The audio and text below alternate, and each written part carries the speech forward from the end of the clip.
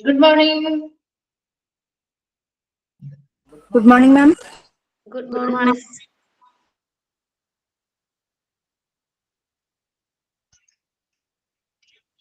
Okay, കഴിഞ്ഞ ക്ലാസ്സില് Vahida miss എവിടെ വരെ എടുത്തു നിർത്തിയത്?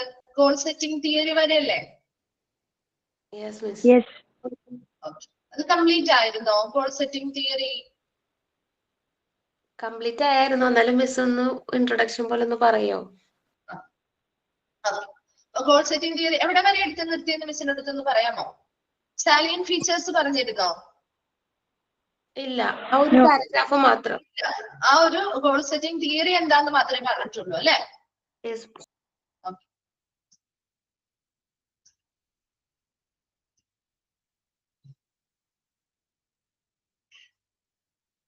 Okay.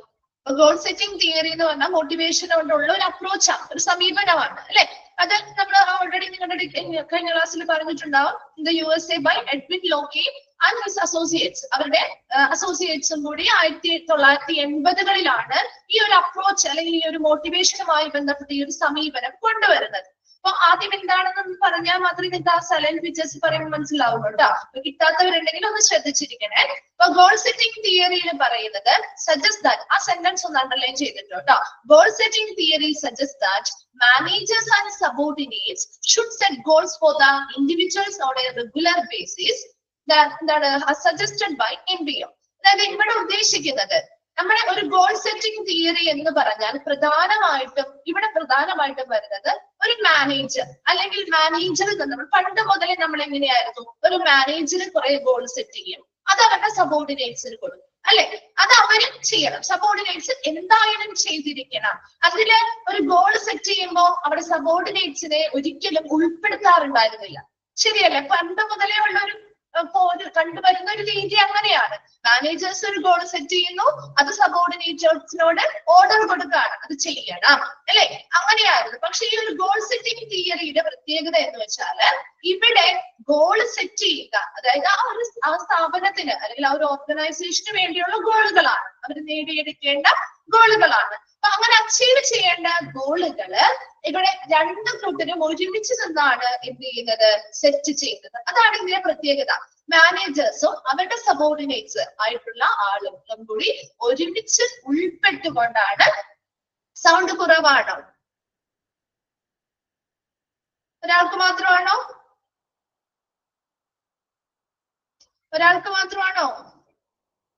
അല്ല, ഇപ്പൊ കേൾക്കുന്നുണ്ടോ? ഓക്കെ ആണ്, സൗണ്ട് ഉണ്ട്. ശരി, ഓക്കെ. അപ്പൊ ഗോൾ സെറ്റിംഗ് തിയറി എന്ന് പറഞ്ഞാൽ ഇത്രയും മാത്രം നിങ്ങൾ മനസ്സിലാക്കുക. ഗോൾ സെറ്റിംഗ് തിയറി എന്ന് പറഞ്ഞാല് അവിടെ മാനേജേഴ്സും അതുപോലെ തന്നെ അവരുടെ സബോർഡിനേറ്റ്സും ഒരുമിച്ച് ഉൾപ്പെട്ടുകൊണ്ട്, രണ്ടുപേരും കൂടി അല്ലെങ്കിൽ രണ്ട് വിഭാഗവും കൂടി ഒരുമിച്ച് ഉൾപ്പെട്ടുകൊണ്ടാണ് ആ ഓരോ ഇൻഡിവിജ്വൽസും ചെയ്യേണ്ട ഗോള് സെറ്റ് ചെയ്യുന്നത്. മനസ്സിലാവുന്നുണ്ടോ? അപ്പൊ അങ്ങനെ ഗോൾ സെറ്റ് ചെയ്ത് കഴിഞ്ഞു കഴിഞ്ഞാല് അങ്ങനെ അവരെയും കൂടി പാർട്ടിസിപ്പേറ്റ് ചെയ്യാണ്. അപ്പൊ അല്ലാതെ മാനേജർ മാത്രം ഗോൾ സെറ്റ് ചെയ്ത് അവരുടെ സബോർഡിനേറ്റ്സ് കൊടുക്കുകയല്ല ചെയ്യുന്നത്. അപ്പൊ എന്താണ് അതിന്റെ പ്രത്യേകത? നിങ്ങളൊന്ന് ആലോചിക്കുക. നമ്മളെയും കൂടി ഉൾപ്പെടുത്താണ്. നമ്മൾ അവിടുത്തെ സബോർഡിനേറ്റ്സ് ആയിട്ടുള്ള എംപ്ലോയീസ് ആണെങ്കിൽ മാനേജേഴ്സ് ഗോൾ സെറ്റ് ചെയ്യുമ്പോൾ നമ്മളെ കൂടി ഉൾപ്പെടുത്തുന്നു. അപ്പൊ നമ്മളെ കൂടി ഉൾപ്പെടുത്തുമ്പോ നമുക്ക് എന്തെങ്കിലും മോട്ടിവേഷൻ അതിൽ നിന്ന് കിട്ടുന്നുണ്ടോ? എന്തെങ്കിലും മോട്ടിവേഷൻ കിട്ടുന്നുണ്ടോ? കിട്ടും അല്ലെ? കാരണം എന്താണ്, നമ്മളെയും കൂടി ഇവിടെ ഇൻവോൾവ് ആക്കിയല്ലോ, അല്ലെങ്കിൽ നമ്മളെയും കൂടി ഇവിടെ പാർട്ടിസിപ്പേഷൻ നമ്മുടെയും കൂടി ഉണ്ട് അല്ലെ? അപ്പൊ നമ്മൾ എന്താണ്, അപ്പൊ ആ ഒരു എംപ്ലോയിക്ക് എന്താ തോന്നാ, ഇത് എന്റെ അല്ലെ, എന്റെയും കൂടി ഒരു ആവശ്യമാണ്, അല്ലെങ്കിൽ ഞാനും കൂടി സെറ്റ് ചെയ്ത ഒരു കാര്യമാണ് അല്ലെ? എന്ത് കാര്യത്തിലും നമ്മൾ ഉൾപ്പെടുത്തി കഴിഞ്ഞാൽ നമ്മൾ മാക്സിമം നന്നായിട്ട് അത് ചെയ്ത് തീർക്കാനാ നോക്കുക. കാരണം നമ്മളും കൂടി ചേർന്നുകൊണ്ടാണ് ആ ഗോൾ സെറ്റ് ചെയ്തിരിക്കുന്നത്. അപ്പൊ നമ്മൾ അതിനനുസരിച്ച് അവിടുത്തെ എംപ്ലോയീസ് എന്ത് ചെയ്യും, നന്നായിട്ട് വർക്ക് ചെയ്യും. നമ്മളും കൂടി ചേർന്ന് അല്ലെങ്കിൽ അവർ സ്വന്തമായിട്ട് അതിന്റെ റെസ്പോൺസിബിലിറ്റി അവർ സ്വയം ഏറ്റെടുക്കാണ്. അതിന്റെ ആ ഒരു ഓണർഷിപ്പ്, ആ ഒരു ഗോളിന്റെ ആ ഒരു ഓണർഷിപ്പ് ആര് ഏറ്റെടുക്കുന്നു? അവിടുത്തെ എംപ്ലോയീസ് ഏറ്റെടുക്കുന്നു. അപ്പൊ അങ്ങനെ അതിലൂടെ ഒരു മോട്ടിവേഷൻ കൊടുക്കുക എന്നതാണ് ഈ ഗോൾ സെറ്റിംഗ് തിയറിയില്. അത്രയും മാത്രം നിങ്ങൾ മനസ്സിലാക്കിയാൽ മതി. ഗോൾ സെറ്റിംഗ് തിയറി എന്ന് പറയുമ്പോൾ അവിടെ മാനേജേഴ്സ് ആയിക്കോട്ടെ, അവരുടെ സബോർഡിനേറ്റ്സ് ആയിക്കോട്ടെ, രണ്ടും ഗ്രൂപ്പായിട്ടിരുന്നല്ല ഗോൾ സെറ്റ് ചെയ്യുന്നത്. മറിച്ച് മാനേജേഴ്സും സബോർഡിനേറ്റ്സും ഒരുമിച്ച് ഉൾപ്പെട്ടുകൊണ്ട് ഓരോ ഇൻഡിവിജ്വൽസും ചെയ്യേണ്ട, റെഗുലർ ആയിട്ട് അവർ ചെയ്തു വരേണ്ട ഗോൾ എന്തൊക്കെയാണോ അത് സെറ്റ് ചെയ്യുന്നു. ഇത്രയും ക്ലിയർ ആണോ? മനസ്സിലായോ അത്? Then these goals should be moderately difficult. ഇപ്പൊ എപ്പോഴും ഒരു ഗോള് സെറ്റ് ചെയ്യുമ്പോൾ വളരെ ഈസി ആയിട്ടുള്ള ഗോള് സെറ്റ് ചെയ്യാൻ പാടില്ല. ഈസി ആയിട്ടുള്ള ഗോൾ ആർക്ക് വേണമെങ്കിലും ചെയ്യാം, അല്ലെ? നമുക്കൊരു ഈസി ആയിട്ട് ഇപ്പൊ നമ്മളൊരു ഗെയിം ഒക്കെ കളിക്കുമ്പോൾ കണ്ടിട്ടില്ലേ, വളരെ ഈസി ആയിട്ടുള്ള ഗെയിം ആർക്ക് കൊടുത്താലും കളിക്കാൻ പറ്റും, പറ്റില്ലേ? അടുത്ത ലെവലിലേക്ക് വരുമ്പോൾ കുറച്ചും കൂടി ഡിഫിക്കൽട്ട് ആവുമ്പോഴാണ് പലർക്കും അത് ചെയ്യാൻ ബുദ്ധിമുട്ടുണ്ടാവുക, അല്ലെ? ഇവിടെയും എപ്പോഴും ഒരു ഗോൾ സെറ്റ് ചെയ്യുമ്പോൾ അത് എങ്ങനെയായിരിക്കണം? മോഡറേറ്റ്ലി ഡിഫിക്കൽട്ട്, കുറച്ച് ബുദ്ധിമുട്ടുള്ളവയായിരിക്കണം. അതുപോലെ തന്നെ വെരി സ്പെസിഫിക് ആയിരിക്കണം. നല്ല സ്പെസിഫിക് ആയിട്ടുള്ള, നമുക്ക് ഓരോ പ്രാവശ്യവും വളരെ സ്പെസിഫിക് ആയിട്ട് നമുക്ക് വേണ്ട കാര്യങ്ങൾ വ്യക്തമാക്കുന്ന രീതിയിലുള്ള ഓരോ ഗോളുകളായിരിക്കണം സെറ്റ് ചെയ്യുന്നത്. അത് കുറച്ച് ഡിഫിക്കൽട്ട് ആയിട്ടുള്ള ഗോളുകളായിരിക്കണം സെറ്റ് ചെയ്യുന്നത്. അത് ആര് കൂടി ചേർന്ന് ചെയ്യുന്നത്? ആ മാനേജറും സബോർഡിനേറ്റ്സ് ഒരുമിച്ചിരുന്നുകൊണ്ടാണ് കേട്ടോ അത് സെറ്റ് ചെയ്യുന്നത്. ടൈം ദാറ്റ് അതുപോലെ തന്നെ ആൻഡ് ഓഫ് എ ടൈം, ഏത് തരത്തിലുള്ള ഗോൾ ആയിരിക്കണം സെറ്റ് ചെയ്യുന്നത്? അത് വളരെ കുറച്ച് മോഡറേറ്റ്ലി ഡിഫിക്കൽട്ട് ആയിട്ടുള്ള ഒരു ഗോൾ ആയിരിക്കണം. അതുപോലെ വളരെ സ്പെസിഫിക് ആയിട്ടുള്ള ഗോളുമായിരിക്കണം സെറ്റ് ചെയ്യേണ്ടത്. And employee will accept and make a commitment to accomplishing. എന്താണ്? എംപ്ലോയി അത് എന്ത് ചെയ്യണം? ആ ഗോള് അക്സെപ്റ്റ് ചെയ്യണം. ഇത് എനിക്ക് ചെയ്യാൻ പറ്റും, അല്ലെങ്കിൽ എനിക്ക് ചെയ്യാൻ, ഞാനും കൂടി ഉൾപ്പെട്ട ഒരു കാര്യമാണ്, അപ്പൊ അതുകൊണ്ട് തന്നെ ഇത് എനിക്ക് ചെയ്യാൻ പറ്റണം, ഞാനത് അക്സെപ്റ്റ് ചെയ്യണം, അല്ലെ? അവിടെ എംപ്ലോയീസ് അത് സ്വീകരിക്കാതെ ആ ഒരു ഗോൾ അച്ചീവ് ചെയ്യാൻ പറ്റില്ല. അപ്പൊ അവിടുത്തെ എംപ്ലോയീസ് അത് അക്സെപ്റ്റ് ചെയ്യണം. അതുപോലെ തന്നെ make a commitment to accomplishing, അത് പൂർത്തിയാക്കാനുള്ള ഒരു ബാധ്യത അല്ലെങ്കിൽ ഒരു പ്രതിബദ്ധതയും അവിടുത്തെ എംപ്ലോയീസ് കാഴ്ചവെക്കുന്നതിന് വേണ്ടിയാണ് ഈ ഗോൾ സെറ്റിംഗ് തിയറി അല്ലെങ്കിൽ അങ്ങനെ ഒരു സമീപനം നമ്മൾ മോട്ടിവേഷനുമായി ബന്ധപ്പെട്ട് കൊണ്ടുവന്നിരിക്കുന്നത്. ഇത്രയും ക്ലിയർ ആണോ? എന്താണോ ഗോൾ സെറ്റിംഗ് തിയറി എന്നുള്ളത് മനസ്സിലായോ? എന്നാൽ മാത്രമേ നിങ്ങൾക്ക് സൈലന്റ് ഫീച്ചേഴ്സ് പറയുമ്പോൾ മനസ്സിലാവുള്ളൂ കേട്ടോ. ക്ലിയർ അല്ലേ? Okay. Then reward should be directly linked to achieved goal. അപ്പൊ അവർ എത്രത്തോളം, അപ്പൊ അവർക്ക് റിവാർഡുകളൊക്കെ നമ്മൾ കൊടുക്കുന്നുണ്ട്. അവർ നന്നായിട്ട് പെർഫോം ചെയ്യുകയാണെങ്കിൽ അതിനനുസരിച്ച് അവർ ഗോൾ അച്ചീവ് ചെയ്യുന്നതിനനുസരിച്ച് ഓരോ എംപ്ലോയീസിനും ഡയറക്ട്ലി നമ്മൾ റിവാർഡുകൾ കൊടുക്കും. When involved in goal settings, employees see how their effort will lead to performance, rewards and personal satisfaction. അപ്പൊ ഇവിടെ ഈ ഒരു ഗോൾ സെറ്റിംഗുമായി ബന്ധപ്പെട്ട് അവരെ ഉൾപ്പെടുത്തുമ്പോൾ അവർക്ക് മനസ്സിലാവും നമ്മൾ എങ്ങനെ ആ ഒരു ഗോള്, നമുക്ക് എന്തൊക്കെ എഫേർട്ടിലൂടെ നമുക്ക് ആ ഒരു ഗോള് അച്ചീവ് ചെയ്യാൻ പറ്റും, അതിലൂടെ അതിനുവേണ്ടി എന്തൊക്കെ രീതിയിലുള്ള എഫേർട്ട് അല്ലെങ്കിൽ പെർഫോമൻസ് അല്ലെങ്കിൽ പ്രകടനം നമ്മൾ കാഴ്ചവെക്കണം, എന്തൊക്കെ റിവാർഡുകൾ നമുക്കിത് അച്ചീവ് ചെയ്താൽ കിട്ടും, അതുപോലെ എന്തൊക്കെ ഏത് രീതിയിലുള്ള പേഴ്സണൽ സാറ്റിസ്ഫാക്ഷൻ അല്ലെങ്കിൽ സംതൃപ്തിയാണ് നമുക്ക് കിട്ടാൻ പോകുന്നത്, അങ്ങനെയുള്ള കാര്യങ്ങളെ കുറിച്ച് ഈ ഗോള് സെറ്റ് ചെയ്യുമ്പോൾ തന്നെ ഇതിൽ ഉൾപ്പെടുത്തുന്നത് കൊണ്ട് ആ ഓരോ എംപ്ലോയിക്കും ആദ്യമേ ഇതിനെ കുറിച്ചൊരു ധാരണ ഉണ്ടാവും. അതുകൊണ്ട് തന്നെ അവർ എന്ത് ചെയ്യും? ഈ ഒരു ഗോള് ഞാൻ അക്സെപ്റ്റ് ചെയ്ത് ഞാൻ അത് അച്ചീവ് ചെയ്താൽ എനിക്ക് ഇന്ന രീതിയിലുള്ള സാറ്റിസ്ഫാക്ഷനും എനിക്ക് ഇന്ന രീതിയിലുള്ള റിവാർഡും കിട്ടും. അപ്പൊ അവരെന്ത് ചെയ്യും? നന്നായിട്ട് നല്ല എഫേർട്ട് എടുത്ത് പെർഫോം ചെയ്യും, അല്ലെ? അങ്ങനെ ഒരു സമീപനമാണ് ഗോൾ സെറ്റിംഗ് തിയറി എന്ന് പറയുന്നത്. ഇത്രയും ക്ലിയർ ആയോ? മനസ്സിലായോ? ഇത്രയും ഓക്കെ ആണോ?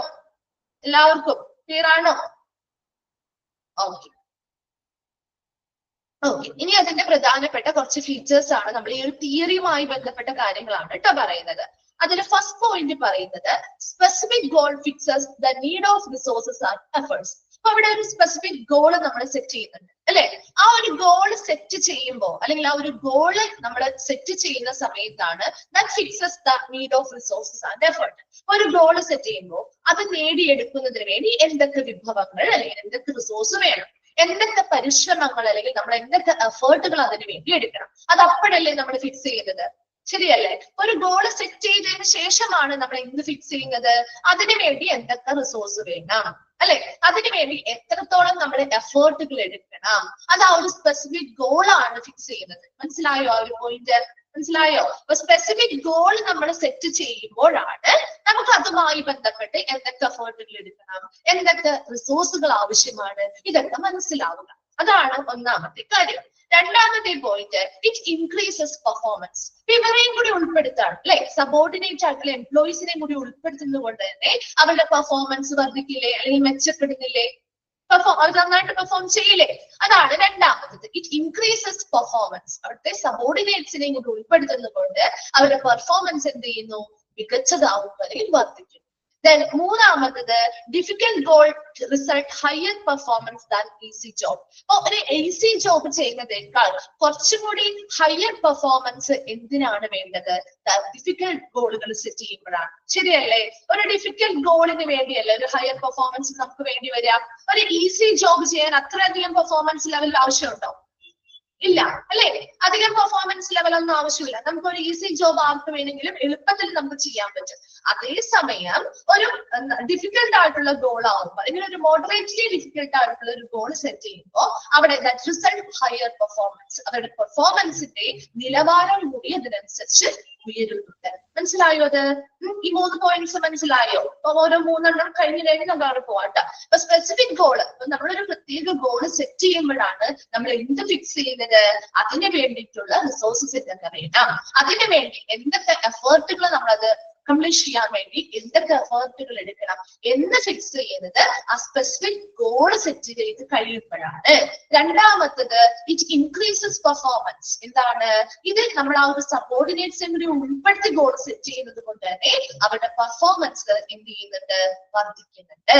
മൂന്നാമത്തത് difficult goals result higher performance than easy job. ഒരു വളരെ ഈസി ആയിട്ടുള്ള ജോബ് ചെയ്യുന്നതിനേക്കാൾ കുറച്ചും കൂടി നല്ലൊരു ഹയർ പെർഫോമൻസ് ലെവൽ കാഴ്ചവെക്കുന്നത് എപ്പോഴാണ്? ഒരു ഡിഫിക്കൽട്ട് ജോബ് ചെയ്യുമ്പോഴാണ്. ക്ലിയർ ആണോ 3 പോയിന്റ്? ആ 3 ക്ലിയർ ആയോ?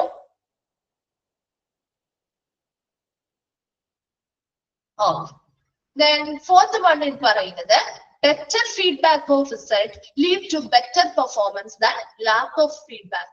അപ്പൊ അതായത് ഫീഡ്ബാക്ക് ഇല്ലാതെ, അപ്പൊ നമ്മളൊരു ഫീഡ്ബാക്ക് ഇല്ലാതെ നമുക്ക് നല്ലൊരു പെർഫോമൻസ് നമുക്ക് ഉണ്ട് അല്ലെങ്കിൽ നല്ലൊരു പെർഫോമൻസ് നിങ്ങൾ കാഴ്ചവെക്കുമെന്ന് പറയാൻ പറ്റില്ല അല്ലെ? ലാക്ക് ഓഫ് ഫീഡ്ബാക്ക് ഇല്ലാത്തതിനേക്കാൾ നല്ലത് ബെറ്റർ ഫീഡ്ബാക്കുകൾ അല്ലെ? നന്നായിട്ട് പെർഫോം ചെയ്താൽ അതിനനുസരിച്ചുള്ള നല്ല ഫീഡ്ബാക്കുകൾ കൊടുക്കാം. അപ്പൊ അങ്ങനെ ബെറ്റർ ഫീഡ്ബാക്ക് മാനേജേഴ്സ് ആണ് കൊടുക്കുന്നത് കേട്ടോ. അപ്പൊ അവിടുത്തെ എംപ്ലോയീസ് നന്നായിട്ട് പെർഫോം ചെയ്യും. അപ്പൊ അവർക്ക് ഒരിക്കലും ഫീഡ്ബാക്ക് കൊടുക്കാതിരിക്കുക ചെയ്യരുത്. മറിച്ച് എന്താണ്? അവർ നന്നായിട്ട് ചെയ്തിട്ടുണ്ടെങ്കിൽ നല്ല ഫീഡ്ബാക്കുകൾ, better feedback of result leads to better performance എന്നാ പറയുന്നത്. അപ്പൊ നല്ലൊരു ഫീഡ്ബാക്കുകൾ അവർക്ക് കൊടുക്കാണ്. അല്ല എങ്കിൽ അവർ ചെയ്ത കാര്യങ്ങളിൽ എന്തെങ്കിലും മിസ്റ്റേക്കുകളോ അല്ലെങ്കിൽ കുറവുകളോ ഉണ്ടെങ്കിൽ അതിനനുസരിച്ചുള്ള ഫീഡ്ബാക്കുകൾ കൊടുക്കാം. അങ്ങനെ ഫീഡ്ബാക്ക് കൊടുക്കുമ്പോൾ എന്താ? അവർക്ക് ഓരോ കാര്യങ്ങൾ വന്നിരിക്കുന്ന മിസ്റ്റേക്ക് എന്താണെന്ന് മനസ്സിലാവാൻ പറ്റും. അതുപോലെ അവർ നന്നായിട്ട് പെർഫോം ചെയ്ത മേഖലകൾ ഉണ്ടെങ്കിൽ അത് അവർക്ക് മനസ്സിലാക്കാൻ പറ്റും. അതിലൂടെ അവരുടെ പെർഫോമൻസ് മികച്ചതാക്കാൻ പറ്റില്ലേ? അതെ, ഒരു എൻകറേജ്മെന്റ് പോലെ അല്ലെ? ഒരു ബെറ്റർ പെർഫോമൻസിലേക്ക് അത് നയിച്ചു ചെയ്യുക. Then next പറയുന്നത് participation of employees in goal has mixed result. ഇപ്പൊ നമ്മളൊരു എംപ്ലോയീസിനെ ഈ ഒരു ഗോൾ സെറ്റ് ചെയ്യുന്നതിൽ പാർട്ടിസിപ്പേറ്റ് ചെയ്യിച്ചു അല്ലെങ്കിൽ അവരെ ഉൾപ്പെടുത്തിയാൽ പോലും ചിലപ്പോൾ അതൊരു സമ്മിശ്രമാണ്. കാരണം എല്ലാ ആളുകൾക്കും അതൊരു മോട്ടിവേഷൻ ആവണമെന്നില്ല അല്ലെ? ചില ആളുകൾക്ക് അതൊരു ഇഷ്ടമില്ലാത്ത രീതിയിൽ, ചില ആളുകൾക്ക് അത് താല്പര്യമാവാം, ചില ആളുകൾക്ക് അത് ചിലപ്പോ അത്രയധികം മോട്ടിവേഷൻ ആവണമെന്നില്ല. അതൊരു സമ്മിശ്രമായിട്ടുള്ള ഒരു ഫലമാണ് നമുക്ക് അതിലൂടെ കിട്ടുന്നത്. And participation in goal setting goals, however, increases acceptance of goals and involvement. So last point il parayunnathu okay, participation in setting goals. ഒരു ഗോൾ സെറ്റ് ചെയ്യുമ്പോൾ അവിടുത്തെ എംപ്ലോയീസിനെ കൂടി പാർട്ടിസിപ്പേറ്റ് ചെയ്യുകയാണെങ്കിൽ however increase acceptance of goals. അവിടുത്തെ എംപ്ലോയീസിന് എന്താണ്? അവർ ആ ഒരു goal acceptance കൊടുക്കും, അതിന്റെ ആ ഒരു സ്വീകാര്യത വർദ്ധിക്കുന്നു. അതുപോലെ തന്നെ അവരുടെ ഇൻവോൾവ്മെന്റ്, അതിലൊക്കെയുള്ള ഒരു പങ്കാളിത്തവും നമുക്ക് വർദ്ധിപ്പിക്കാൻ ചില സമയങ്ങളിൽ സാധിക്കാറുണ്ട്. അത് എല്ലാത്തിനും ഒരേ റിസൾട്ട് കിട്ടണമെന്നില്ല കേട്ടോ. എല്ലാ എംപ്ലോയീസിനും മോട്ടിവേഷൻ നമ്മൾ പറഞ്ഞു പല ലെവലിലാണ് മോട്ടിവേഷൻ, പല ടൈപ്പാണ് കൊടുക്കേണ്ടത് അല്ലെ? അപ്പൊ അതുകൊണ്ട് തന്നെ ചിലപ്പോൾ എല്ലാ ആളുകൾക്കും ഇതിങ്ങനെ പാർട്ടിസിപ്പേറ്റ് ചെയ്യുന്നത് കൊണ്ട് ചിലപ്പോൾ മോട്ടിവേറ്റ് ആവണമെന്നില്ല. അതുകൊണ്ടാണ് അതിന് മുൻപത്തെ സെന്റൻസ് അങ്ങനെ കൊടുത്തിരിക്കുന്നത്. Participation of employees in goal has mixed result ആണ്, സമ്മിശ്ര ഫലങ്ങളാണ്. ചില ആളുകൾക്ക് മോട്ടിവേറ്റഡ് ആവാം, ചില ആളുകൾക്ക് അത്രയും താല്പര്യം ഉണ്ടാവില്ല, ചിലപ്പോൾ അവർക്ക് വേറെ ഏതെങ്കിലും രീതിയിലുള്ള മോട്ടിവേഷൻ ആയിരിക്കും ആവശ്യമില്ല. എന്നാൽ പോലും ജനറലി നമുക്ക് എന്ത് പറയാൻ പറ്റും?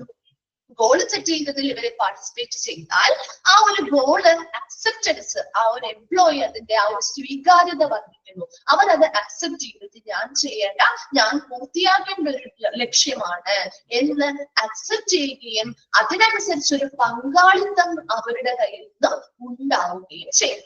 ഒരു 3 പോയിന്റ്സ് നമ്മൾ പറഞ്ഞു.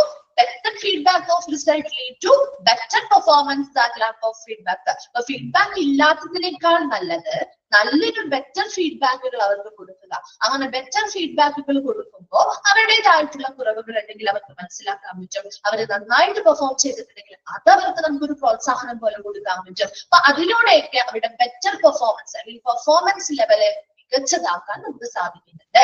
രണ്ടാമത്തത് പറഞ്ഞത് participation of employees in goal has mixed result.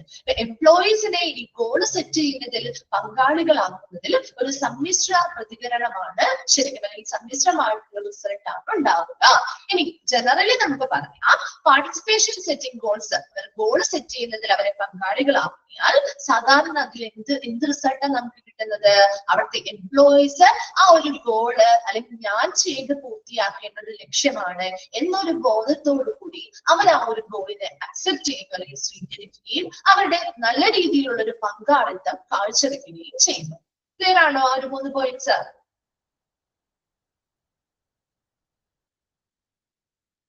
Okay ആണോ? ഓക്കെ. Then last പോയിന്റിൽ പറയുന്നത് the goal setting theory has defined 2 factors which influence the performance. These are goal commitment and self-efficiency.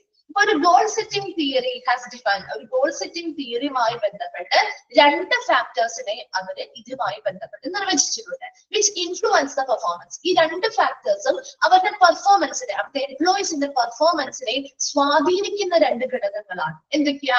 Goal commitment. ഇപ്പൊ എപ്പോഴും ഒരു വ്യക്തി നന്നായിട്ട് perform ചെയ്യണമെങ്കിൽ അവർക്ക് ആ ഒരു ഗോളിനോട് ഒരു കമ്മിറ്റ്മെന്റ് അല്ലെങ്കിൽ ഒരു പ്രതിബദ്ധത ഉണ്ടാകണം. ശരിയല്ലേ? ഞാനിത് പൂർത്തിയാക്കണം എന്നൊരു കമ്മിറ്റ്മെന്റോട് കൂടി അല്ലെങ്കിൽ പ്രവർത്തിച്ചാൽ മാത്രമല്ലേ അവർ ആ ലക്ഷ്യത്തിലേക്ക് എത്തുള്ളൂ. അതേസമയം എനിക്കിത് പൂർത്തിയാക്കിയില്ലെങ്കിൽ കുഴപ്പമൊന്നുമില്ല, അല്ലെങ്കിൽ എനിക്ക് അതിനോട് ഒരു വലിയ റെസ്പോൺസിബിലിറ്റിയോ ബാധ്യതയോ ഇല്ല എങ്കിൽ അവർ നന്നായിട്ട് പെർഫോം ചെയ്യോ, അല്ലെങ്കിൽ ആ ഒരു ലക്ഷ്യം പൂർത്തീകരിക്കാൻ സാധിക്കുമോ? പറ്റുമോ? നമ്മളാണെങ്കിൽ നമുക്കൊരു റെസ്പോൺസിബിലിറ്റി, നമുക്കൊരു ഉത്തരവാദിത്വം തരുമ്പോ അതിനനുസരിച്ച് നമ്മൾ നന്നായിട്ട് പെർഫോം ചെയ്യും അല്ലെ? ഇതെന്റെ റെസ്പോൺസിബിലിറ്റി ആണ് എന്ന് അവർ ഏറ്റെടുക്കുകയാണെങ്കിൽ, അതേസമയം നമ്മുടെ റെസ്പോൺസിബിലിറ്റി അത് മറ്റാരെങ്കിലും ചെയ്യേണ്ട ഒരു ജോലിയാണ്. അപ്പൊ നമുക്ക് അതിൽ വലിയ ഉത്തരവാദിത്തങ്ങളൊന്നുമില്ല അല്ലെ? അപ്പൊ നമ്മൾ അതിനനുസരിച്ചുള്ള സീരിയസ്നെസ് കൊടുക്കുള്ളൂ. ശരിയല്ലേ? ഇവിടെയും അത് തന്നെയാണ്. ഒരു ഗോൾ സെറ്റ് ചെയ്യുന്ന അല്ലെങ്കിൽ ഗോൾ സെറ്റിംഗ് തിയറിയെ അല്ലെങ്കിൽ ഒരു വ്യക്തിയുടെ പെർഫോമൻസിനെ ഇൻഫ്ലുവൻസ് ചെയ്യുന്ന അല്ലെങ്കിൽ സ്വാധീനിക്കുന്ന 2 ഘടകങ്ങളാണ് ഇവിടെ പറയുന്നത്. ഒന്നാമത്തേത് ഗോൾ കമ്മിറ്റ്മെന്റ്. ആ ലക്ഷ്യവും ബോധത്തോടു കൂടി അല്ലെങ്കിൽ ആ ഒരു ലക്ഷ്യത്തോടുള്ള ആ ഒരു പ്രതിബദ്ധത. ആ ഒരു ലക്ഷ്യം എന്റെ ലക്ഷ്യമാണ്, അല്ലെങ്കിൽ ഞാൻ നേടിയെടുക്കേണ്ട അല്ലെങ്കിൽ അച്ചീവ് ചെയ്യേണ്ട ഒരു ഗോളാണ് എന്നൊരു പ്രതിബദ്ധത ഓരോ എംപ്ലോയീസിനും ഉണ്ടായിരിക്കണം അല്ലെ? രണ്ടാമത്തത് സെൽഫ് എഫിഷ്യൻസി. സ്വയം കാര്യക്ഷമത അല്ലെങ്കിൽ സ്വയം കാര്യപ്രാപ്തി. സ്വന്തമായിട്ട് ഇനി മറ്റൊരാളുടെയും സഹായത്തോടു കൂടിയല്ല, എനിക്ക് എന്റേതായ കഴിവുകൾ കൊണ്ട് അത് സെറ്റ് ചെയ്യണം അല്ലെങ്കിൽ അച്ചീവ് ചെയ്യണം എന്നൊരു ചിന്ത കൂടി. ഈ 2 ഘടകങ്ങൾ ഉണ്ടെങ്കിൽ മാത്രമേ ഈ 2 ഘടകങ്ങളും ഒരു വ്യക്തിയുടെ പെർഫോമൻസ് അല്ലെങ്കിൽ പ്രകടനത്തെ സ്വാധീനിക്കുന്ന 2 ഫാക്ടേഴ്സ് ആണ്. ഏതൊക്കെയാണ്? Goal commitment. ആ 2 ഫാക്ടേഴ്സിന്റെ പേര് മാത്രം നിങ്ങളൊന്ന് അണ്ടർലൈൻ ചെയ്ത് വെച്ചോട്ടാ. ചോദിക്കുകയാണെങ്കിൽ 2 ഇതാണ് എന്ന് ഒന്ന് മനസ്സിലാക്കി വെക്കാൻ വേണ്ടിയിട്ടാണ്. ഗോൾ കമ്മിറ്റ്മെന്റും സെൽഫ് എഫിഷ്യൻസിയും. ഗോൾ കമ്മിറ്റ്മെന്റ് എന്ന് പറഞ്ഞാൽ ആ ലക്ഷ്യം നമ്മൾ പൂർത്തീകരിക്കുന്നതിന് വേണ്ടിയുള്ള ഒരു പ്രതിബദ്ധത ഉണ്ടായിരിക്കണം. രണ്ടാമത് സെൽഫ് എഫിഷ്യൻസി. സ്വയം കാര്യക്ഷമത അല്ലെങ്കിൽ സ്വയം കാര്യപ്രാപ്തി ഉണ്ടായിരിക്കണം. മറ്റാരുടെയും ഡിപ്പെൻഡൻസിലല്ല, സ്വയമായിട്ട് എനിക്കിത് ചെയ്ത് പൂർത്തിയാക്കാൻ പറ്റും, എന്റെ കഴിവുകൾ ഉപയോഗിച്ച് എനിക്കിത് പൂർത്തിയാക്കാൻ പറ്റും എന്നൊരു ചിന്തയും മനോഭാവവും ആർക്കുണ്ടായിരിക്കണം? ഈ എംപ്ലോയീസിന് ഉണ്ടായാൽ മാത്രമേ അവരുടെ പെർഫോമൻസ് മികച്ചതായിട്ട് വരുള്ളൂ. അത് ഈ ഒരു തിയറി വഴി പറയുന്ന 2 ഫാക്ടേഴ്സ് ആണ്. ക്ലിയർ ആണോ അത്?